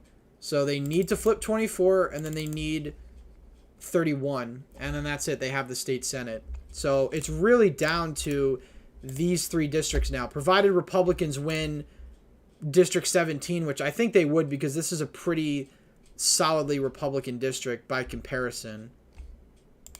All else equal again. We've got Durr losing in New Jersey. Let's go back through Pennsylvania. We'll go through all the races again. We're probably not going to see the results get called for a while. So like I said, we'll probably cut it at 9:30. Maine. Yeah, that public utility company is not really working out. And that's definitely a progressive proposal that's going down in flames tonight, 72-28. So it's funny, these progressive ballot measures lose overwhelmingly, but yet Republicans are just so bad at tying Democrats to these progressive proposals. Yeah, Beshear called, not surprising. Yeah, Daniel Cameron was... There was really not much of a chance for an upset there. It's just the campaign wasn't there. Beshear's just popular. And this is what happens. You know, governor's races are not like other races. And you're seeing that unfold. Dave just called VA Senate for Democrats. Interesting. Well, you know, if Dave Wasserman's calling it, it's very likely that that's going to be the case. So at that point... Yeah, so that part of my prediction's correct. It's really down to the House of Delegates, but, you know, if Virginia State Senate is already being called for Dems, then Youngkin 2028 is already down a peg. So it goes to show you that abortion's a potent issue. Because make no mistake about it, Democrats have made these races about abortion. And as long as it's in the forefront, Republicans are going to continue to lose these elections. And that's the fact of the matter. But that's interesting. New York called Ohio. Ohio passes. Not surprising. I'm shocked at Gibson. I'm not shocked at Gibson. Oh, we already saw that. Anyone new to the stream? Like, share, subscribe if you haven't already. Leave your comments down below. We'll look at some of these other key races here. But so far, Democrats, according to Wasserman, winning the state Senate. I haven't checked Twitter all night, but I don't really want to do that on stream because I'm going to get way too distracted.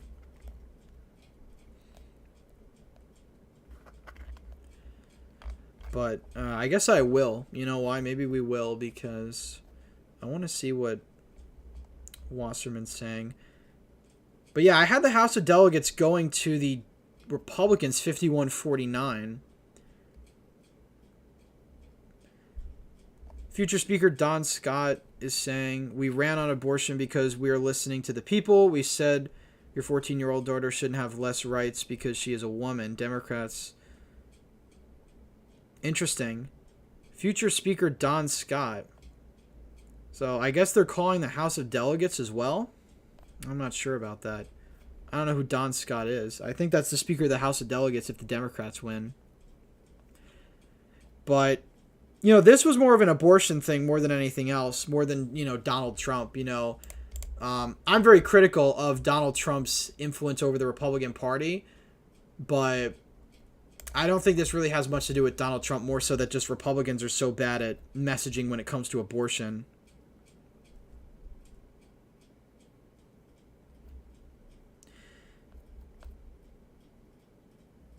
All right, so some people are predicting that Reeves won. That's not surprising, again, given what we've seen. So far, all my predictions are coming true. You have Beshear winning Kentucky, as I said. You have Reeves winning Mississippi.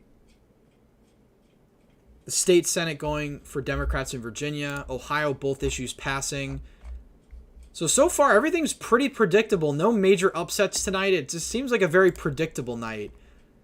You know, I'd say the biggest upset in 2020 from my point of view was actually Georgia going blue.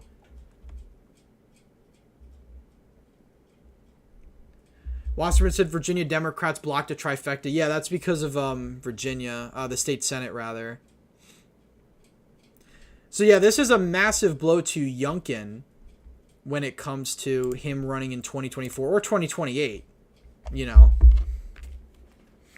So as I predicted, state Senate goes blue. It's really just the House of Delegates, which, looking at the districts, district by district, I thought were more favorable to Republicans.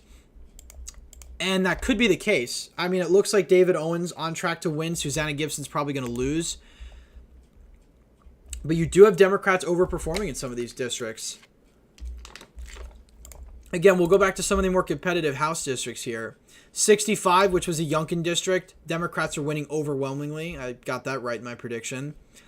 21, it looks like Democrats are winning pretty overwhelmingly right now. Can't speak, I guess. 82, it looks like Kim Taylor is losing. Which, again, I'm very surprised by because this was the Youngkin district. But I guess for some reason there's a swing. Wow, yeah. 56%. I mean, I would call that race, honestly, at this point. So that's one of my predictions wrong. 84. You have a closer contest, but 81% in. It looks like the Democrats going to win there, too. So, yeah,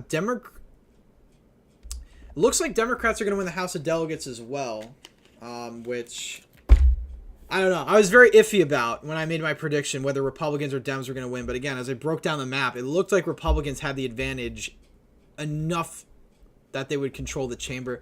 Looks like that's not the case at this point. State Senate's being called by Wasserman. I think he's right. District 31's trending away from Juan Pablo, so as I predicted, he's going to lose. Which, that seals the state Senate right there. You know, even if District 24 flips, which honestly at this point, it's 51-49. So it's really just the House of Delegates we're waiting on when it comes to Virginia. But really, really interesting results nonetheless. Comment your thoughts down below. Subscribe down below. Like the stream down below. If you're just rolling in. But like I said, we'll probably cut it at 9:30 or somewhere around there. Because we're getting all the big calls already. There's really not much more outstanding. I mean, Pennsylvania Supreme Court is going to trickle in later into the night. Pennsylvania always takes a while. As I said, Democrats are going to win there by 5. That looks to be the case. It's probably going to be more than that at this point. We've got some results out of New York. None out of Suffolk or Erie County Executive. New York City Council. Do we have those? Glen Cove, I guess, is electing a mayor again. They did that 2 years ago. But I guess their mayors only have 2-year terms. All right. Uncontested. I thought District 10 was the one where 2 Republicans were running against each other. I guess not. But again, the Supreme Court in New York isn't that much. It's the State Court of Appeals that's really the be-all, end-all. Queens District Attorney. I wonder if they have the Allegheny executive race, because that, I think, is supposed to be competitive. Wow. Yeah, wow, okay. Oh, the District Attorney race. So the incumbent Republican, who would have thought Allegheny would have a Republican district attorney? But with 74, all right, so this is, look at this split ticket. This is incredible. So you have McCaffrey up 74-26 in the Supreme Court race, but you've got this Republican with 44% of the vote, only down by 12. I thought Allegheny County was having an executive race. Yeah, they are. 61-39 for the Democrat. I'm surprised Allegheny has a Republican DA, though. That is pretty interesting.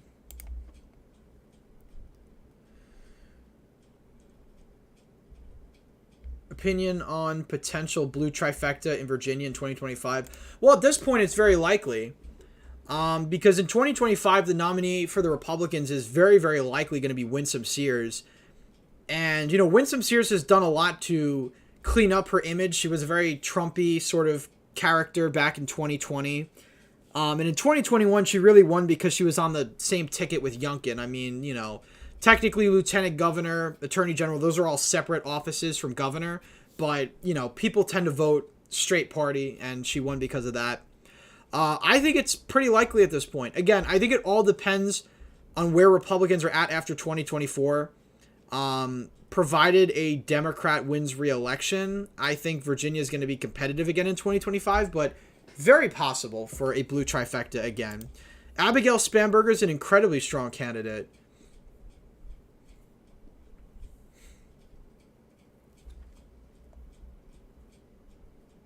Thoughts on Hung Cao for governor? Well, Hung Cao is running for Senate now, so he's going to lose that race. So I don't know if he would then hop to governor. I think Virginia Republicans would be more interested in a newer candidate. I think Winsome Sears essentially has the nomination for governor on lock at this point. I mean, she always was sort of the heir apparent to Youngkin. Gibson might win. Wow, if Gibson wins, then it's a very bad night for the Republicans. Well, if Gibson wins, the House of Delegates goes blue as well. Which, again, then the Republican Party needs to do a lot of soul-searching. Because if the Virginia GOP can't even win races like this, you better believe Pennsylvania, Wisconsin, regardless, they're not going to win elections either. Because the Virginia GOP is one of the more competent Republican parties. Yeah, Abigail should run for governor. I mean, she is running for governor. She's already said that. And I think without a primary, she's going to win fairly easily. Let's see. State Senate called for Dems. Not surprising. Let's see if they called Seguro's race in the 31st. Not yet, but it's looking bad for... Yeah, wow. Democrats are only doing better at this point now.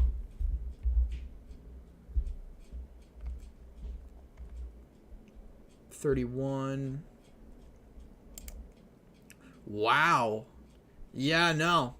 It looks like Democrats are going to sweep all the competitive races.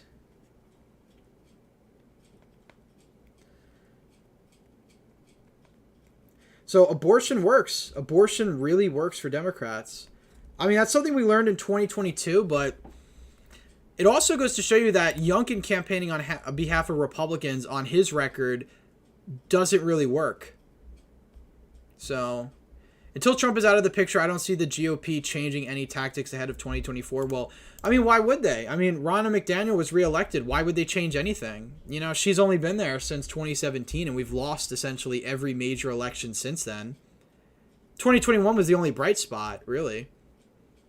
So, yeah, you know, Democrats have every reason to be very optimistic about the future because abortion is a winning issue for them, and the Republican Party is on the losing side of that, very much so. I mean, that's only one big issue. There's obviously others, but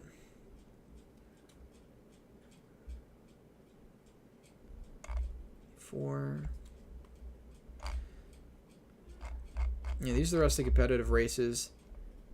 I'm still surprised at how well Donovan... I mean, we'll see how the rest of the results come in, but I'd be surprised if Donovan doesn't lose by more, considering how blue the district is already.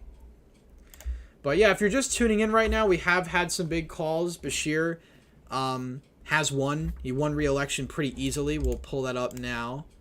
The state Senate has been called for the Democrats in Virginia, so the hopes of Republicans getting a trifecta is out the window. House of Delegates is still up in the air, but my personal opinion at this rate, looks like the House of Delegates is going to be Republican. Democrat. What am I saying? Yeah, this is a nail-biter, District 57, 57, but it looks like the rest of the votes outstanding are sort of all over the place because it looked like Republicans were going to gain and now they're losing again, so it's sort of all up in the air. But it looks like Democrats could very well be on their way to getting a trifecta again back in 2025, which would be their first time getting a trifecta since 2019. But this is actually a shorter election night than I thought it would be. We're getting all the big races called pretty early, so we'll probably cut it in a few minutes since I have to cut it early anyway. So if you have any last-minute comments, thoughts, anything, put them down in the chat below. Like, subscribe if you're new. Really helps out the channel. And we'll certainly talk about these races more tomorrow because we'll definitely have a lot more digestible results by then. But, you know, Reeves is going to win re-election. That was pretty apparent.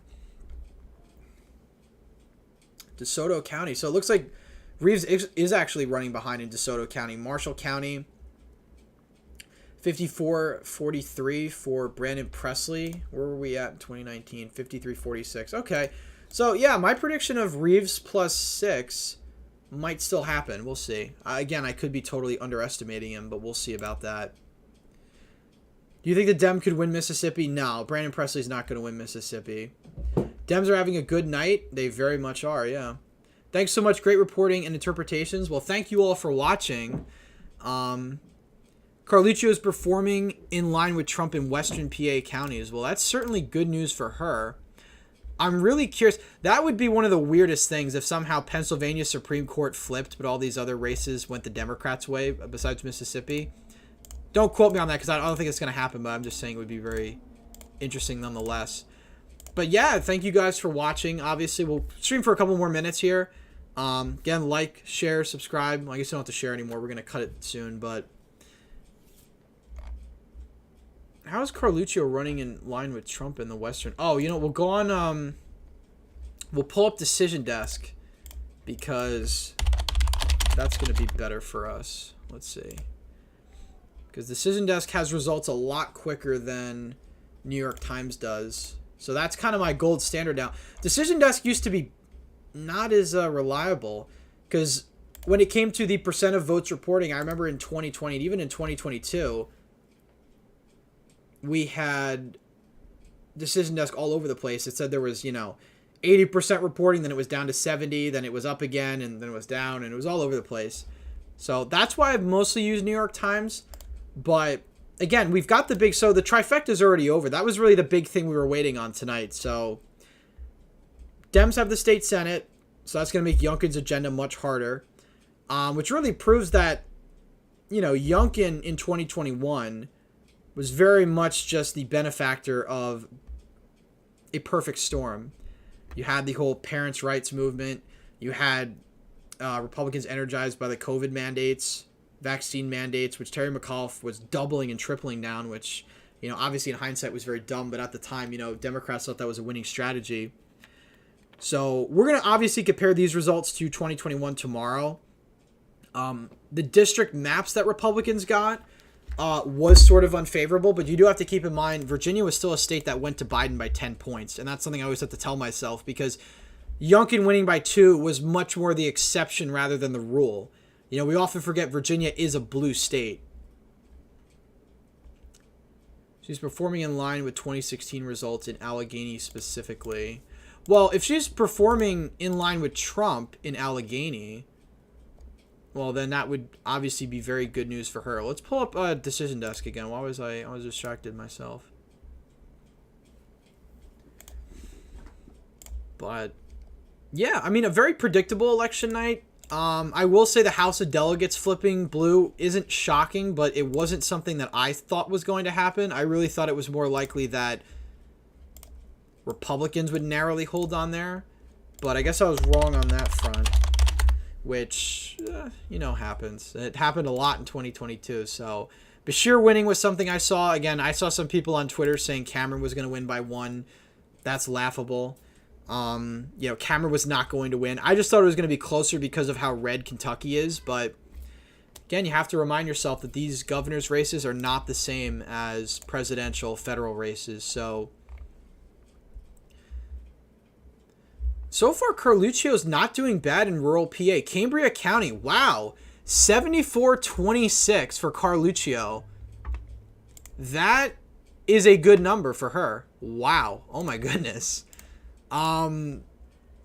This is very interesting. So Carluccio is actually performing better than Oz, which, obviously is a good thing for her, and better than Donald Trump in Cambria County. Which, if that's indicative of how rural Pennsylvania is going to vote, then this could be a somewhat close one. I don't know. 87% of the vote in, 60-40 for McCaffrey. If she brings that down, again, Lackawanna County is going to vote decently blue because it's ancestrally Democratic, but this race certainly has my interest because Cambria County is a lot redder than you would think it would be. And I want to see if that's a tabulation error. 48,000. I feel like that can't be right. 46,000. 16,000. Is turnout that high in Pennsylvania? I don't know. Maybe that's incorrect. We got to check this. I got to check Decision Desk for that because that does seem off. But in the counties that are reporting, Carluccio is hitting. She's doing fairly well. I'm very surprised by this. because Carbon County is currently 22 points in favor of Carluccio. I mean, Trump got 65% there? 65. Wow, okay. Well, I'm actually very interested now because Pennsylvania is a lot closer than I thought it was going to be. My goodness. I'm going to double check that with Decision Desk, though, because that does seem kind of interesting that Cambria County has nearly 2020 presidential election turnout. Again, let's add that up real quick. So you've got 46. All right, so you've got around 62,000 votes in Cambria County. And in 2020, you've got 69,000 votes. See, that does seem odd to me. Does Cambria County really have 2020 presidential election turnout? It could, but I find that kind of hard to believe. But you never know. I don't know. That does seem very interesting to me. Clinton County, 65-35 with 89% reporting.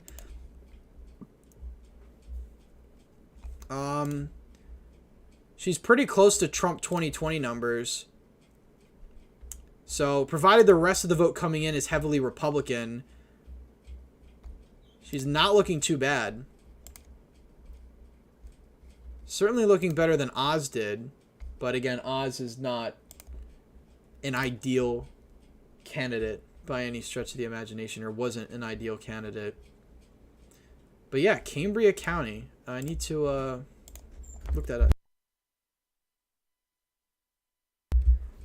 Let's see. We gonna get results? No. Trying to pull up decision. I don't know how I pulled up the results last time, but for some reason it's not working. Oh, election night 2023. Okay, wait, here we go. Yeah, no, I mean, Decision Desk is reporting this too. Unless this is a tabulation error, Cambria County has insanely high turnout. 63,000 votes compared to 69,000 in 2020. Blair County, again, this is all early vote, so it's only going to get better for Carluccio from here. Chester County, 76-23. I mean, you know, if she does well in southeastern PA, that could save her, but yeah, Cambria County is going more red than 2016. Carluccio for the win. Well, I will say, I mean, that's very encouraging for her. Yeah, this race, I'm actually, this is probably the more interesting race of the night because I was not expecting Carluccio to do this well. So the fact that she is very surprising to me. Wow, okay. I mean, if Republicans flip this random off-year Pennsylvania Supreme Court race, that will definitely be the story of the night because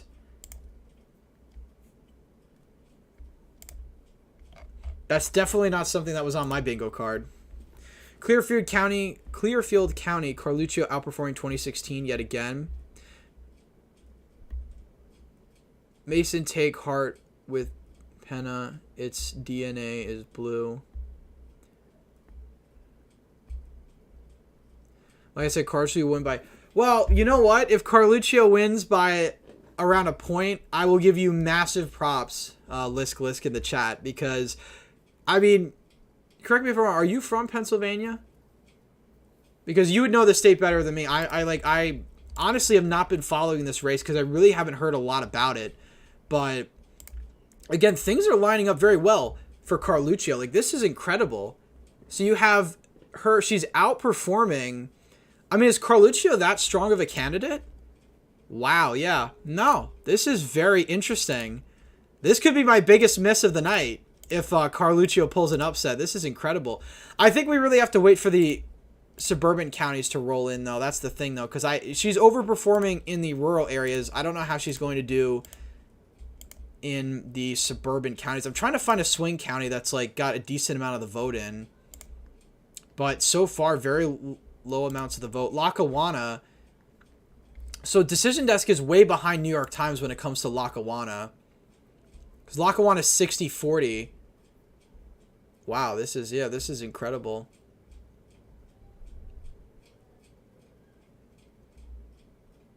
Berks County, 50%. Carluccio's a Chad. I've been commenting. that she'd win. Well, you're right. You're absolutely right. No, 2016... Oh, you are from New York. Interesting. No, 2016 results are better because it's a better benchmark because Republicans actually won. But you did have a significant portion of the vote go to third parties, which is why I don't like using it as much. But just for perspective, Trump only got 66% of the vote in Cambria County. Clearfield, he got 72%. Luzerne is a county I'm going to watch because this is a very ancestrally Democratic county. So if Carluccio is running high up here, might be game over for Caffrey. Again, I don't want to, say anything too bold because it's very early. Lackawanna. I think Lackawanna is probably going to go comfortably to Caffrey just because it's ancestrally Democratic. That shouldn't be surprising. But wow, I'm very surprised by... Gibson versus Owen race still hasn't updated. How do you know how a county is a swing county? Pretty simple. I mean, I define a swing county as a county that bounces from party to party as per recent elections. My golden answer for that is any county that voted for Obama in 2012, that voted for Trump in 2016, that's been relatively close. So, any county that is a close county, I guess. I mean, that should be really just a toss-up county. A swing county is a county. Erie County is a great example of a swing county in Pennsylvania. This is a county that Obama won, 58% of the vote in back in 2012. He won it overwhelmingly. Trump wins it by over 2 in 2016. Narrowly goes to Joe Biden in 2020. So it's pretty indicative of the state's overall results. Northampton's another good one when you're talking about Pennsylvania. Trump won Northampton in 2016. Trump wins statewide. Loses Northampton, loses statewide. So they're sort of bellwethers for how the state's going to vote. So when you're talking about swing counties, they usually are indicative of how the state's going to vote as a whole. And that's kind of how I define it. They swing from party to party, and they sort of predict the overall result for the state. But yeah, no, Carluccio is doing better than I thought. Jefferson County, 76-24 for Carluccio, 82% of the vote reporting. Okay, she's running about where Trump was at, a little behind. But she doesn't need those numbers. I'm really interested in how southeastern Pennsylvania reports, because we have 40% of the vote in, and Montgomery County is still 81-19. So that might be what helps McCaffrey out big time. But I am surprised at how red these rural counties are coming in. If that's indicative of anything, then Republicans are in for a good night. Greene County, 71% for Trump. Carluccio's got 70%. Yeah, it's all down to southeastern PA at this point, because... Looking at, I keep mixing up all my tabs here. 81% of the vote in Allegheny County, 66% for McCaffrey. Carluccio needs to hit, like 38%, 39%. If she does that in Allegheny, she's in very good shape. Westmoreland, Washington. Yeah, she needs big turnout in these, like, Philadelphia exurban counties that are pretty red. Carluccio is outperforming Trump 2016 in Philadelphia County. Wow. I mean, this could be the upset that wasn't on my radar. I wasn't paying attention to. I follow Stacey Garrity on Twitter. She was campaigning around the state for Carluccio, but I really thought it was a lost cause. But maybe the Pennsylvania GOP is done something I don't know about, and they've been getting their act together. But again, it's a bit premature to say that, but I will say that these rural counties are coming in a lot redder than I would have expected, and that's obviously very good news for Carluccio. Wonder if she'll run it up in the more Italian parts of northeastern PA because of the last name. Maybe McCaffrey does better with the Irish. Who knows? But that's really the horse race there. We'll go over all the races, the big races rather, before we end it off here. So, Decision Desk officially called Juan Pablo's race, so that means the state Senate is under Democratic control. This race is up in the air, but honestly, at this rate, it looks like Monty Mason's going to win. Although if Diggs wins, it's going to be very narrow. But the state Senate we already knew was going Democratic. The House of Delegates, let's see. Yeah, Gibson, there's no updates really there, so not much to talk about there. And we don't even have results in one of the districts, the Lynchburg district. So yeah, you've got the Democrats controlling the state Senate. Cray Deeds, sort of a more moderate Democrat, but I think he's moved left in recent years. So you might have some Democrats that are willing to work with Youngkin. Oh, this race was closer than I thought it was going to be. But yeah, the Youngkin trifecta is out the window. And that certainly makes it a lot harder for his political ambitions going forward. Kentucky's unfortunate. Someone commented, yeah, but it's not expected. Not unexpected. What am I saying? I'm all over the place tonight. Kentucky, Bashir winning was not unexpected. I had him winning by 3.5. That was definitely an understatement. But it is tightening up. It is tightening up again. So, maybe we'll be somewhat in the ballpark. He's up by 5 right now. So I'm not too off the money. But Bashir's doing well.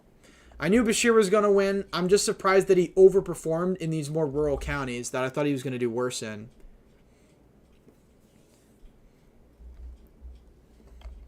But we got Mississippi Gov. I'm surprised they haven't called this yet. But, Tate Reeves is always going to win this. Lee County. It's Tupelo Population Center. Brandon Presley is, not doing as well as I thought he would in northern Mississippi. But regardless, I had that going Reeves +6. He might even win by more. We could take a look at, Maine we already have the results for. Ohio, we'll take a look at Ohio. Constitutional right to an abortion, 56-44, 12 points for that. Legal marijuana, so they're basically even now, essentially. I don't know why there was such a discrepancy earlier. Maybe it was just the areas that were coming in. Yeah, legal marijuana won. That's not surprising. Reeves is winning a city in North Mississippi narrowly, overperforming himself in North Mississippi. Well, that's not surprising. That's where he's, oh, yeah, no. That is surprising. Carluccio is getting crushed in her home county. Yeah, see, that's the thing, though. Carluccio is doing well in the rest of the state, but she's doing poorly in Montgomery. Unless, you have all the red precincts in the northeastern part, or the northwestern part of the county, rather, all out, and they're all going to come in for her very strongly. But, yeah, no, 40%. I don't know how you make that up. I mean, granted, Montgomery County is a pretty blue county, but, that's a big margin. Philadelphia, she's outperforming now, but I don't know how long that's going to hold. It's just this... I hate this early vote. It's so confusing because you have it coming in so blue. It's all over the road. Clarendon County, 70-30. That was... Wow, Trump won that bigger. So she's underperforming there a bit, but that's not really what is the game changer. The game changer is the Philly collar counties when it comes to her race. Carluccio in general, like Chester, Montgomery, Bucks. York County, all early vote. But, it's going to be a while before we get results out of Pennsylvania. But any last thoughts, put them in the chat. We'll probably call it a night here. We've got most of the big calls. Obviously, Pennsylvania is going to be the nail-biter going probably for the next couple hours as results roll in very slowly. Thank you guys all for watching. Like this stream. Subscribe to the channel if you're new. Thank you guys for coming. But I think we'll call it a night here. So if you guys have any last minute comments, anything you want to say regarding some of these races or politics in general, put them in the chat now. McDaniel needs to go. I certainly concur with that. And the Trump people were backing McDaniel behind the scenes. Look into that. Because obviously McDaniel's been very friendly to Trump overall, but she's a very ineffective RNC chair. And something certainly needs to change. Blue wave, red wave, what's the vibe?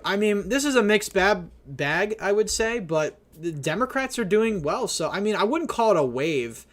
Bashir won, that was expected. Reeves won, that was expected.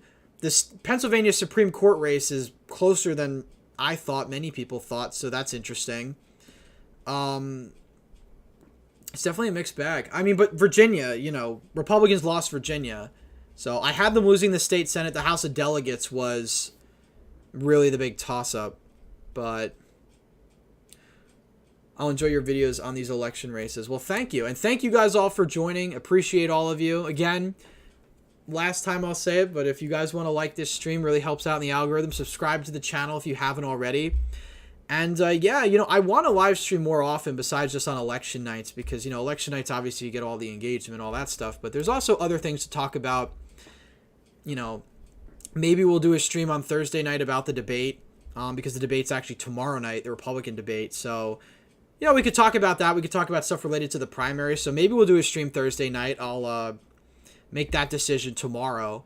But I'm down to do another stream just to talk about sort of the more contemporary Republican primary politics, things like that. And, it's not going to do as well as this stream because we're on election night. But you never know. It's good to talk about these things in a more unfiltered way than my usual videos. But tomorrow I already have a video scheduled about Kim Reynolds endorsing Ron DeSantis. So that's some primary news that will be out tomorrow. I already recorded that video. I'll edit it and whatnot. But yeah, that is it for tonight. Thank you guys again. And as always, like, subscribe. I lied. I said that was the last time I was going to ask it before, but I guess this is. All right. Have a good night. Everyone take care. And, I'll be active on YouTube community, probably Twitter for a little bit longer, sort of updating on these races. But, yeah, Carluccio's numbers keep going up. We'll see how that race turns out. That could be the surprise of the night. But that's it for tonight. Thank you guys for watching. Have a great night. Take care.